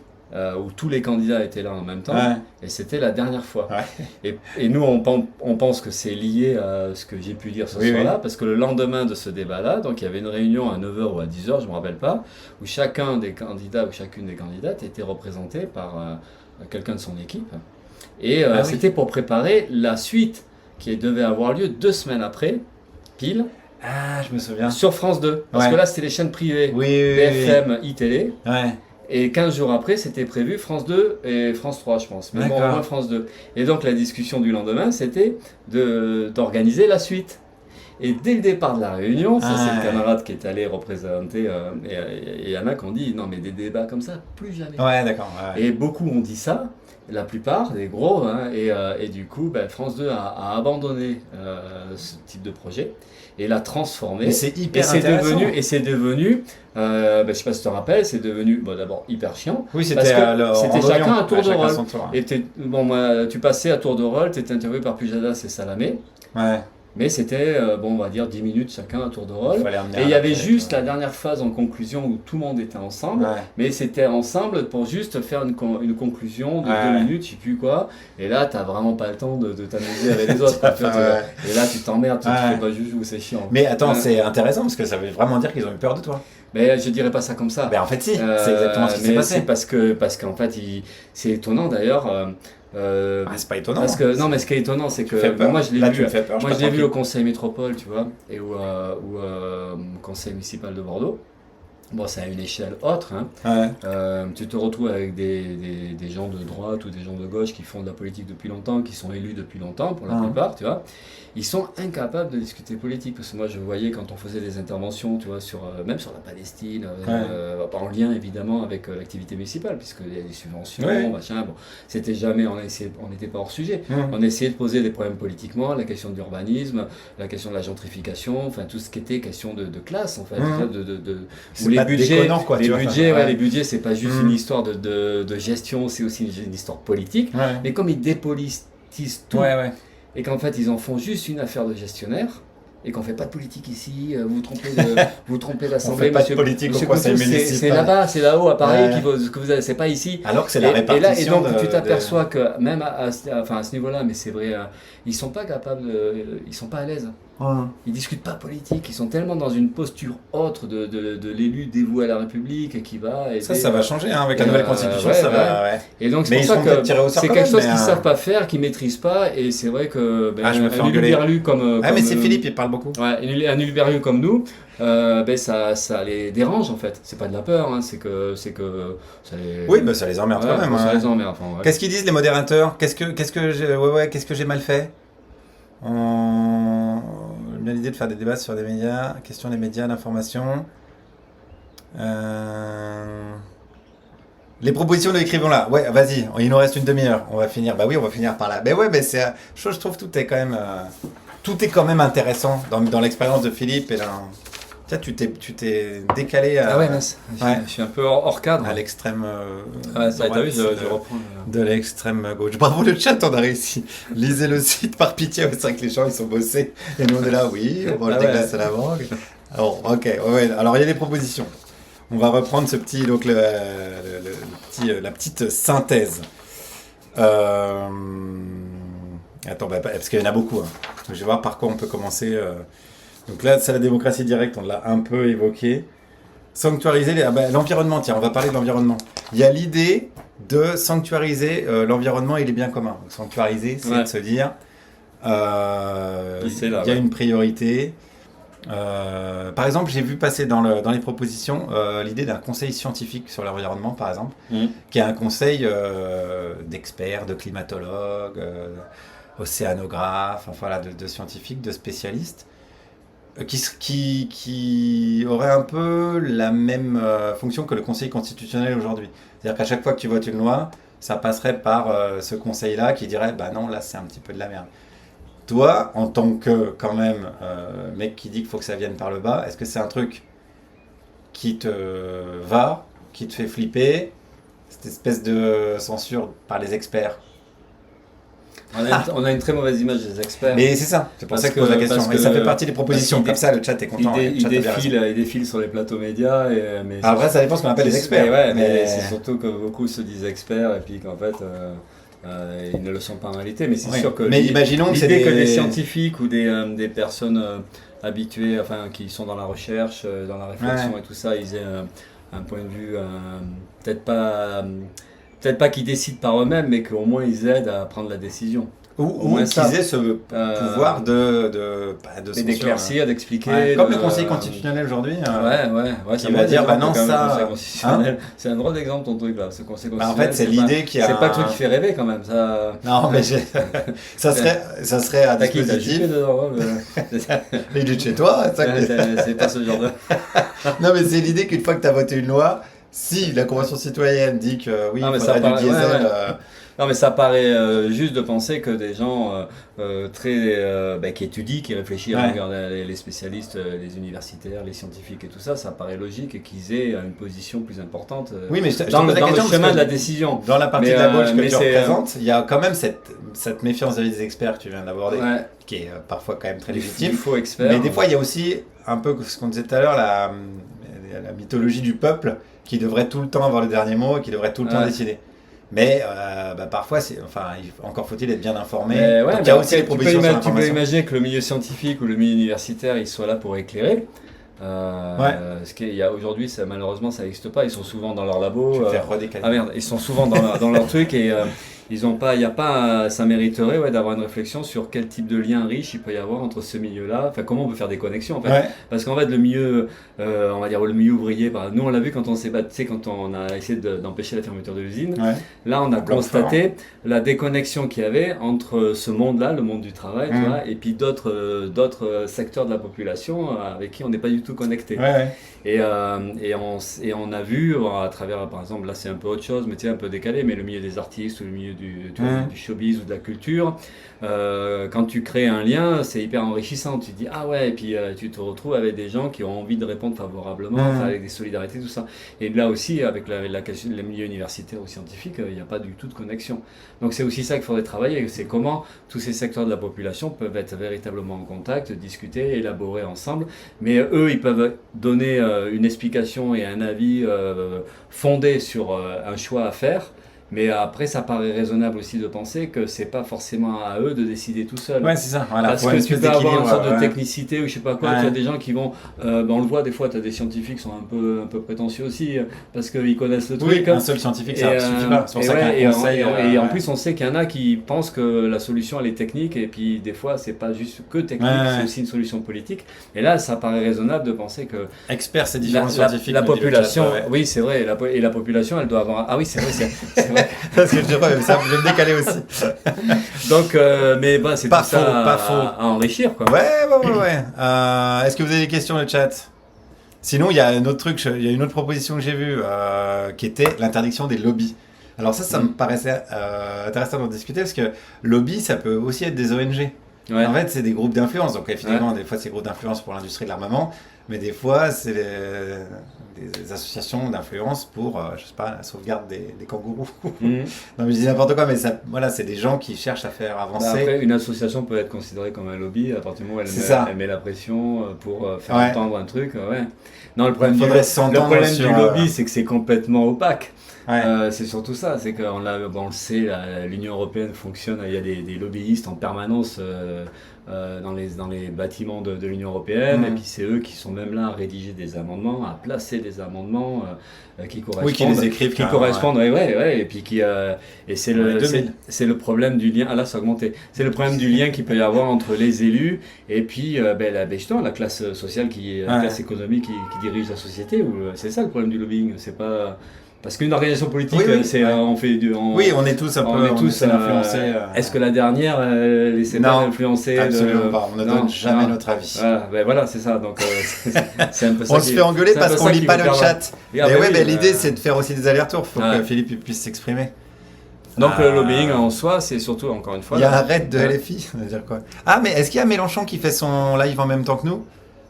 La dernière fois, c'était marrant parce qu'il était en face. Non, je crois pas, là, sinon je le verrai sur la gauche. Je crois que je suis pas abonné à sa chaîne, je crois. Faut faire la différence entre lobbying et plaidoyer. Ouais, bah oui, intéressant, parce qu'il y a raid LFI. Ils nous ont raid, ça veut dire qu'ils nous ont... ça veut dire qu'il y a des gens qui étaient en train de regarder la chaîne de LFI. Un raid, c'est pas agressif? Non, un raid, c'est pas agressif sur Twitch. Ça veut dire que c'est LFI qui a dit, tiens, il y a Meurice et Poutou qui sont en train de discuter. Donc on vous envoie les viewers. On peut leur dire que... Guy la ramasse, oui, c'est vrai. Mais attends, je débute sur Twitch. Ça serait bien si l'AFI et Mélenchon ils ouvraient la discussion sur la présidentielle en intégrant les courants à leur gauche. Ça serait pas mal, ça serait cool. Est-ce qu'ils sont là, les gens de LFI? Merci LFI. Ça, on est obligé de dire merci à LFI quand même. Oui. Plus de 700 personnes, c'est incroyable. De discuter. Merci à vous. Donc du coup, tu passes à combien alors? Non, des promesses, LFI, des promesses, sur des promesses. Toujours pareil. On est à 2000, ça n'a pas bougé. C'est un peu comme la CGT, on est 20 000 à manifester. Alors du coup, il y a des gens de LFI, donc tu peux t'adresser à eux. Donc ce que tu voudrais, c'est que ça discute un petit peu plus. Il faudrait mettre à plat la question de la présidentielle et de ne pas juste se contenter, parce que l'AFI c'est la plus grosse organisation à gauche et la plus radicale parmi les grosses candidatures, et qu'il faudrait créer une situation où on peut discuter ensemble et on peut faire en sorte que cette candidature-là soit vraiment une candidature de la gauche radicale. La plus large possible, la plus unitaire possible, avec le souci de créer un cadre unitaire qui soit utile pour la suite. Pas juste la présidentielle, parce qu'en fait on sait que derrière le combat il va être long et que le combat antifasciste risque de ne pas s'arrêter juste à mai prochain. Donc oui, on a un petit souci là-dessus. On aimerait bien qu'il y ait quelque chose qui se passe. On était 1500 avant et il nous a envoyé les 600 qui étaient 600. Ah dis donc, la France Insoumise ils étaient 600 et nous on était déjà 1500. J'ai l'impression que Philippe Poutou, ça commence à peser dans le game. J'ai vu passer, pour revenir aux propositions qu'il y a eu sur le site internet, le droit au logement, qui est une thématique aussi récurrente dans les droits sociaux, bien sûr, qui s'oppose souvent à l'idée de la propriété privée. Alors est-ce qu'on abolit complètement la propriété privée? Dans ce cas-là, les gens vont nous dire ah ben d'accord, ben dans ce cas-là, je vais venir chez toi, puis je vais m'installer sur le canapé, puis on verra bien si c'est pas content. Ou est-ce que ouais, je les imagine avec cette voix-là un peu agaçante. Ou est-ce qu'il y a des choses à faire sur, je sais pas, l'interdiction des résidences secondaires ou la taxation? Toi, t'en es où là-dessus de ton... Alors moi tout seul, j'en suis nulle part, mais avec... Nous, on en est où, nous? Plutôt le nous, parce que moi je fais partie de... Il y a eu tout dans le... T'as tout un milieu associatif, pas juste politique, là, qui est sur les questions du logement, mais là ça rejoint un peu ce que tu disais tout à l'heure, il y a un paragraphe sur le bien commun. Et on peut considérer que le logement, ça fait partie du bien commun, c'est l'eau, l'électricité, les énergies, la base pour vivre, la question des services publics, et la question du logement, on pense que oui, ça devrait être un service public. Et donc ça pose la question d'une forme de collectivisation. Mais ça ne veut pas dire qu'on empêcherait n'importe quelle personne ou famille à posséder sa propre maison ou son propre appart. Mais par contre, oui, ça pose le problème d'empêcher ce qu'on puisse avoir plusieurs maisons, plusieurs apparts. Ouais, là je vois les propositions, il y a taxation. C'est peut-être pas du tout cool de faire ça, mais ça dépend pour qui. à partir du moment, c'est tout le problème, c'est comme le travail. Tant qu'il y a des gens qui n'ont pas de boulot, il faut partager le travail. Oui, c'est ça. Donc c'est ça la réduction du temps de travail. voilà, c'est la partage du travail entre tous et tous. Et bien la question du logement, tant que les gens ne sont pas tous logés, oui, il faut répartir. Et donc ça suppose les questions de réquisition, les questions de décision administrative et politique autoritaire qui dit non, là il faut loger les gens. Donc on désacralise la propriété privée. Parce que là pour l'instant il y a un chat perché sur. Mais le problème c'est que le logement c'est une source de spéculation. On le sait. C'est la question de la gentrification des quartiers. En plus, c'est l'occupation d'espaces populaires. C'est une sorte de colonisation. Alors, c'est pas la colonisation au sens...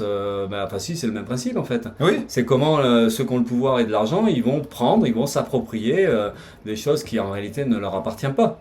Et c'est pas parce qu'ils ont de l'argent que ça leur appartient. C'est trop facile. Mais ça, ils ont du mal à comprendre. C'est de l'argent, donc tu peux acheter et tu peux posséder. Non, c'est du vol quand même. Parlons argent. Donc du coup, c'est logique quand on pose la question du logement. En plus, le logement, c'est presque avant la question de l'emploi. C'est-à-dire qu'en fait, si tu veux avoir des conditions de vie, vivre un peu dignement, il te faut un endroit où tu peux être tranquille. Une base un peu, Donc oui, il faut. Et c'est obligé qu'à un moment donné, il faudra prendre des décisions autoritaires. J'ai vu en proposition sur écrivons-la.fr interdiction des droits, pas interdiction, mais la question sur les droits de succession. Taxer les héritages en gros. Alors ça pose aussi une vraie question, c'est qu'il y a l'argument de dire oui, mais moi j'ai travaillé toute ma vie et je suis parti de rien. Tu vois, il y a des gens comme ça. Bon, il y a des gens qui bluffent, d'accord. Mais on va prendre le cas des gens qui sont sincères, qui ont travaillé toute leur vie pour léguer quelque chose à leurs enfants, genre leur petite maison, leur pavillon et tout. Si on dit, on repart tous à zéro, est-ce qu'il n'y a pas une injustice là-dessus? Ma question était très mal posée, mais en fait, vous avez compris le truc. Mais moi, je maîtrise pas du tout ça, quoi. Il y en a beaucoup qui réfléchissent là-dessus, sur la question. Il y a même des bouquins qui sont écrits là-dessus. Il y a Piketty qui a travaillé là-dessus, parce que lui, il a constaté que une grosse partie de la richesse, c'était de l'héritage, en fait. C'était plus du travail qui produisait de la richesse, c'était carrément profiter de ce qui avait été capté par les ascendants. Donc je sais pas trop, mais moi je pense que il faut l'inclure dans une discussion plus large sur la fiscalité, en fait. Ça c'est une réponse de politique, ça. Non, mais quand tu as de l'argent, c'est pas juste quand tu hérites, c'est cet argent-là, comment il est distribué déjà dès le départ. Comment tu répartis, comment tu rémunères, comment ça se fait que tu as des accumulations de fortune alors que des tas de gens sont dans la misère. Il faudrait revoir tout ça, quoi. Oui, après, mais là, c'est pas une entrave à la possibilité des gens de s'enrichir. Suppression de l'héritage et redistribution des richesses. Tu peux vivre sans être très riche ou tu peux vivre bien sans être riche non plus. Ça, tu peux très bien. Alors ça, c'est un argument qui se retourne facilement. Parce que si tu dis, du coup, tu peux dire à un pauvre, mais non, mais tu peux être heureux, t'as pas besoin de beaucoup d'argent. Non, mais quand même. On le tient. Mais non. Il a dit un gros.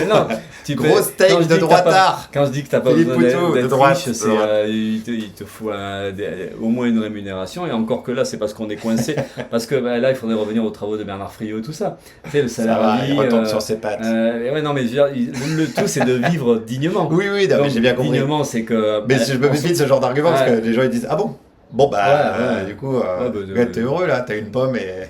Dehors, en plus, là, il fait bon. Il fait bon, t'es bien là. Pas besoin de 4 murs, c'est vrai. Non, alors, t'as vu, tu vois les gens qui viennent de la France Insoumise, c'est marqué. Non, c'était pas là, mais il y a marqué. Raider de la France Insoumise. Taxer les machines. Taxer les machines, c'était une proposition de Benoît Hamon, je me souviens. tout le monde s'était un peu foutu de sa gueule à l'époque et au final, avec l'IA, mais tu sais, il disait comme il y a de l'innovation qui va remplacer le travail humain. Ouais. Ce qui se passe avec les IA, tu vois. Ouais. Et lui, il disait, mais c'était en 2017, la fameuse campagne légendaire, lui, il disait, il faudrait taxer les machines. Et Macron s'était foutu de sa gueule en disant, super, c'est comme ça qu'on va financer l'innovation, on va être à la traîne, ça. Et au final, c'était pas con, parce qu'il y a des machines qui remplacent le travail humain. Ouais. Mais après, c'est le truc jusqu'où ça peut aller, tout ça. Mais parce qu'en réalité, l'enrichissement du capitaliste, le surprofit, c'est la part de travail non rémunéré. Bah oui, ça faut bien. C'est l'exploitation du travail humain. Ouais. Une machine, tu l'exploites pas. Donc il y a une limite à ça. Donc taxer la machine, en soi, c'est possible. Mais il y aura peut-être des manifs de machines. Ouais, c'est. L'international des machines, t'en fais quoi? Tu vas être bien emmerdé après. Ça peut, l'intelligence artificielle, ça peut aller jusque-là, tu crois? Des machines qui s'autonomisent et puis qui. Il y en a qui ont raconté ça dans des films, dans des romans. Ça serait un bon truc de science-fiction. Je pense que ça existe déjà. Mais là, je pense que. Je sais pas, après, il faudrait avoir encore une fois une discussion peut-être un peu plus large. On peut pas régler tous les problèmes d'un coup. Non, mais c'est des propositions qui ont été écrites sur le site. De toute façon, il faut prendre l'argent là où il se trouve, en règle générale, tu sais. Et il y en a, ils ont beaucoup trop d'argent. Et quand tu as trop d'argent, c'est rarement gagné normalement, quoi. Il y a une petite arnaque. Ou en tout cas, il y a un truc qui. Alors, il faut pas s'en prendre comme ça, bêtement aux footballeurs ou à certains chanteurs ou chanteuses qui gagnent des fortunes et trucs. Mais c'est vrai que sans être. Parce que là, il n'y a pas de vol caractérisé, tu vois. Oui, ils ont mis un flingue. Mais il y a quelque chose qui va pas quand même. Ça serait bien qu'il y ait une société où les gens ils vivent à peu près bien et après qu'il y ait des gens riches ou plus riches que d'autres, on s'en fout complètement. Mais tant qu'il y a des gens qui sont dans la misère, c'est obligé qu'on ait un regard sur la richesse qui soit quand même pas très cool, quoi. On peut se dire il y a un souci quelque part, quoi. Ça c'est un bon slogan de campagne. La pauvreté c'est pas cool. Il nous reste une petite dizaine de minutes. Est-ce que vous avez des questions? Qu'est-ce que vous voulez qu'on fasse, le chat? Parce que sinon après vous allez gueuler parce qu'on vous a pas assez pris en compte. Mathieu Pigas en pleurs devant le stream. Ouais. Et c'est Mathieu Pigas, on sait pas tellement sa fortune. C'est compliqué aussi des fois de savoir les gens combien ils ont d'oseille. Il y a des parts dans des sociétés, je sais pas. Il ne doit pas être si riche que ça parce qu'il n'a pas cotisé au NPA par exemple. Tu vois, il a jamais filé de chèque. Donc on pense que comme il a l'air de gauche et antifa, tu vois. Oui. On s'est dit s'il nous file pas d'argent, c'est qu'il en a pas beaucoup. Enfin, Sinon, je pense qu'il l'aurait fait. C'est le premier truc qu'il aurait fait. Il l'aurait fait clairement, quoi. Donc je pense que ça s'est pas perdu à la poste avec Besancenot, il aura peut-être détourné du pognon. C'est vrai qu'Olivier, depuis qu'il distribue plus le courrier, ça marche moins bien. Voilà. Alors, il est peut-être radin, d'ailleurs. Il a dit sur Backseat qu'il était dans les 2%. Qu'il était dans les 2% de taxe Zuckman quand même. Ah oui, Pigas, je pensais que tu parlais de Philippe. Il est pour. Ouais. C'est ça, il est pour la taxe Zuckman. Je crois qu'il a dit ça, ouais. Il a dit ça et qu'il était concerné et que du coup il était quand même. Alors la taxe Zuckman, je crois que c'est Pierre-Emmanuel Barré qui l'avait dit dans une chronique. Qu'est-ce qu'il a dit celui-là encore? Qu'en fait c'est l'inverse qu'il faut faire, quoi. On leur laisse 2%. Ouais. Tu vois, c'est vrai que 2%, ça serait pour certains. C'est déjà pas mal. Ils auraient déjà. Plus que ce que tu Parce que comme on l'a dit, on peut très bien vivre avec une pomme. Ouais, non. Une chaîne télé de Pigas. Ouais, bon, je sais pas. J'en sais rien. J'ai vu passer ça, mais je n'en sais pas plus. Restons sur Philippe et la Constitution. Est-ce que vous aviez des questions sur ce qu'on a dit? C'est toi qui fais défiler? Non, ça défile tout seul. Non, ça défile tout seul. Non, les gens ils commentent beaucoup. Après, on vous posera la question de qui. Alors, nous, on a 2000 personnes qui nous suivent et après, on peut justement raid, c'est-à-dire on dit. Enfin, on bascule les gens qui nous suivent sur une autre. C'est nous qui pouvons décider. Mais on va les donner à Dufresne. Comment tu sais? Tu vois, ça, c'est David Dufresne au poste. Donc on dira. Là c'est quoi? Au poste. Non, là ça marche pas là-bas dessus. Non, que au poste. Que au poste dans ceux que je suis, je crois. Ouais, ça doit être ça. Alors attendez, raider au poste, on va faire ça. Mais quand tu fais ça, les gens sont pas obligés d'aller.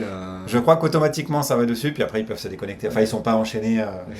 Et on leur met pas de Orange Mécanique, sont obligés de regarder Dufresne. La cause animale. Vas-y, on finit sur la cause animale. C'est très bien, la cause animale. Philippe Poutou, le NPA. est-ce qu'il serait pas complètement à la ramasse Non. sur la cause animale? Non, pas complètement à la ramasse. Un peu à la ramasse? Non. Beaucoup à la ramasse? On l'a été. Comment on peut lutter contre toutes les discriminations et oublier? Ouais, on l'a, mais ça fait longtemps, y compris même à la Ligue. Ça fait un quart d'heure. Non, mais c'est vrai que ça s'affine, ça progresse.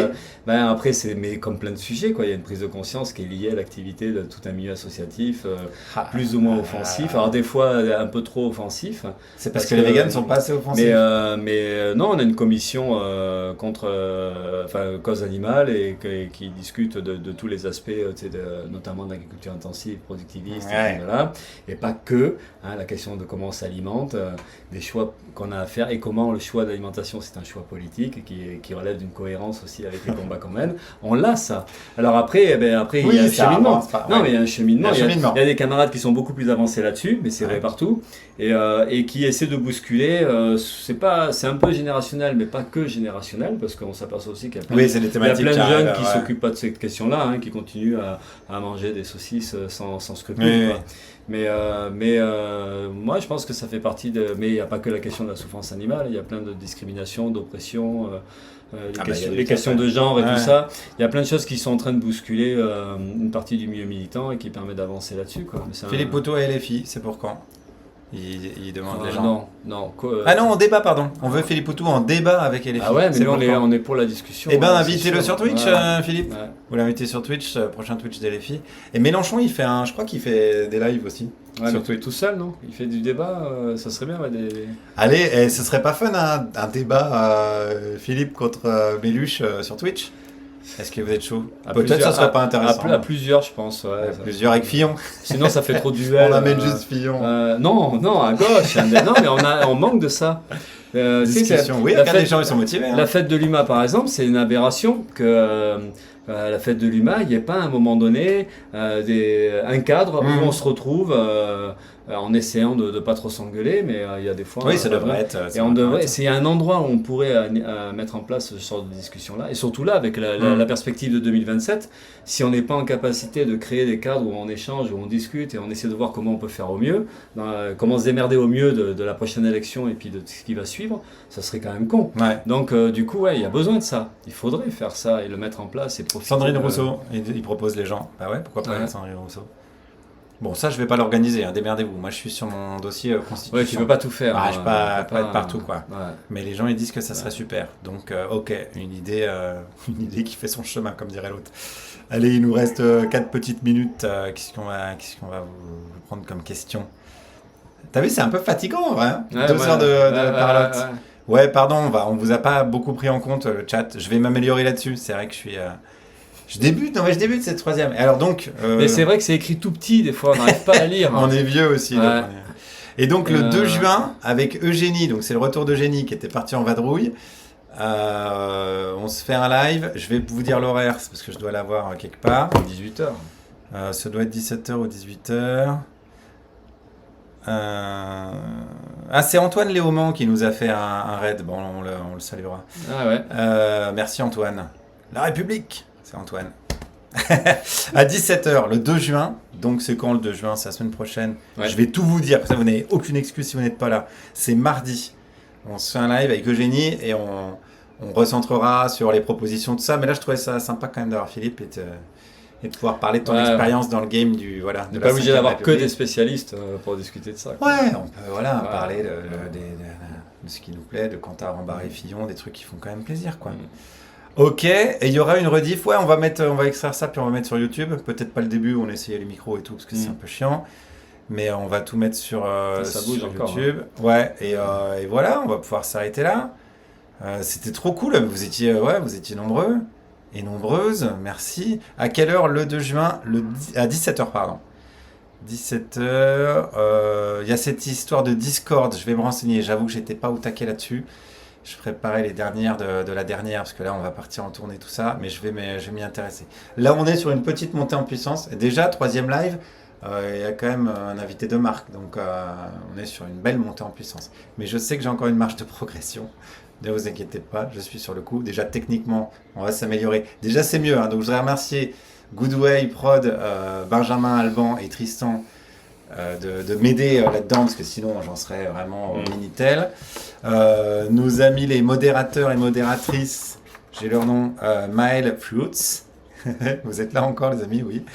Et Captain Dashi d'avoir modéré tout ça, j'espère que c'était pas trop relou, qu'il n'y a pas eu trop de gens emmerdants. Et on vous souhaite une bonne soirée. On vous aime, tout ça quoi. Philippe, le mot de la fin, je te laisse le mot de la fin. Au revoir. Au revoir. C'était sur présidentielle, incroyable.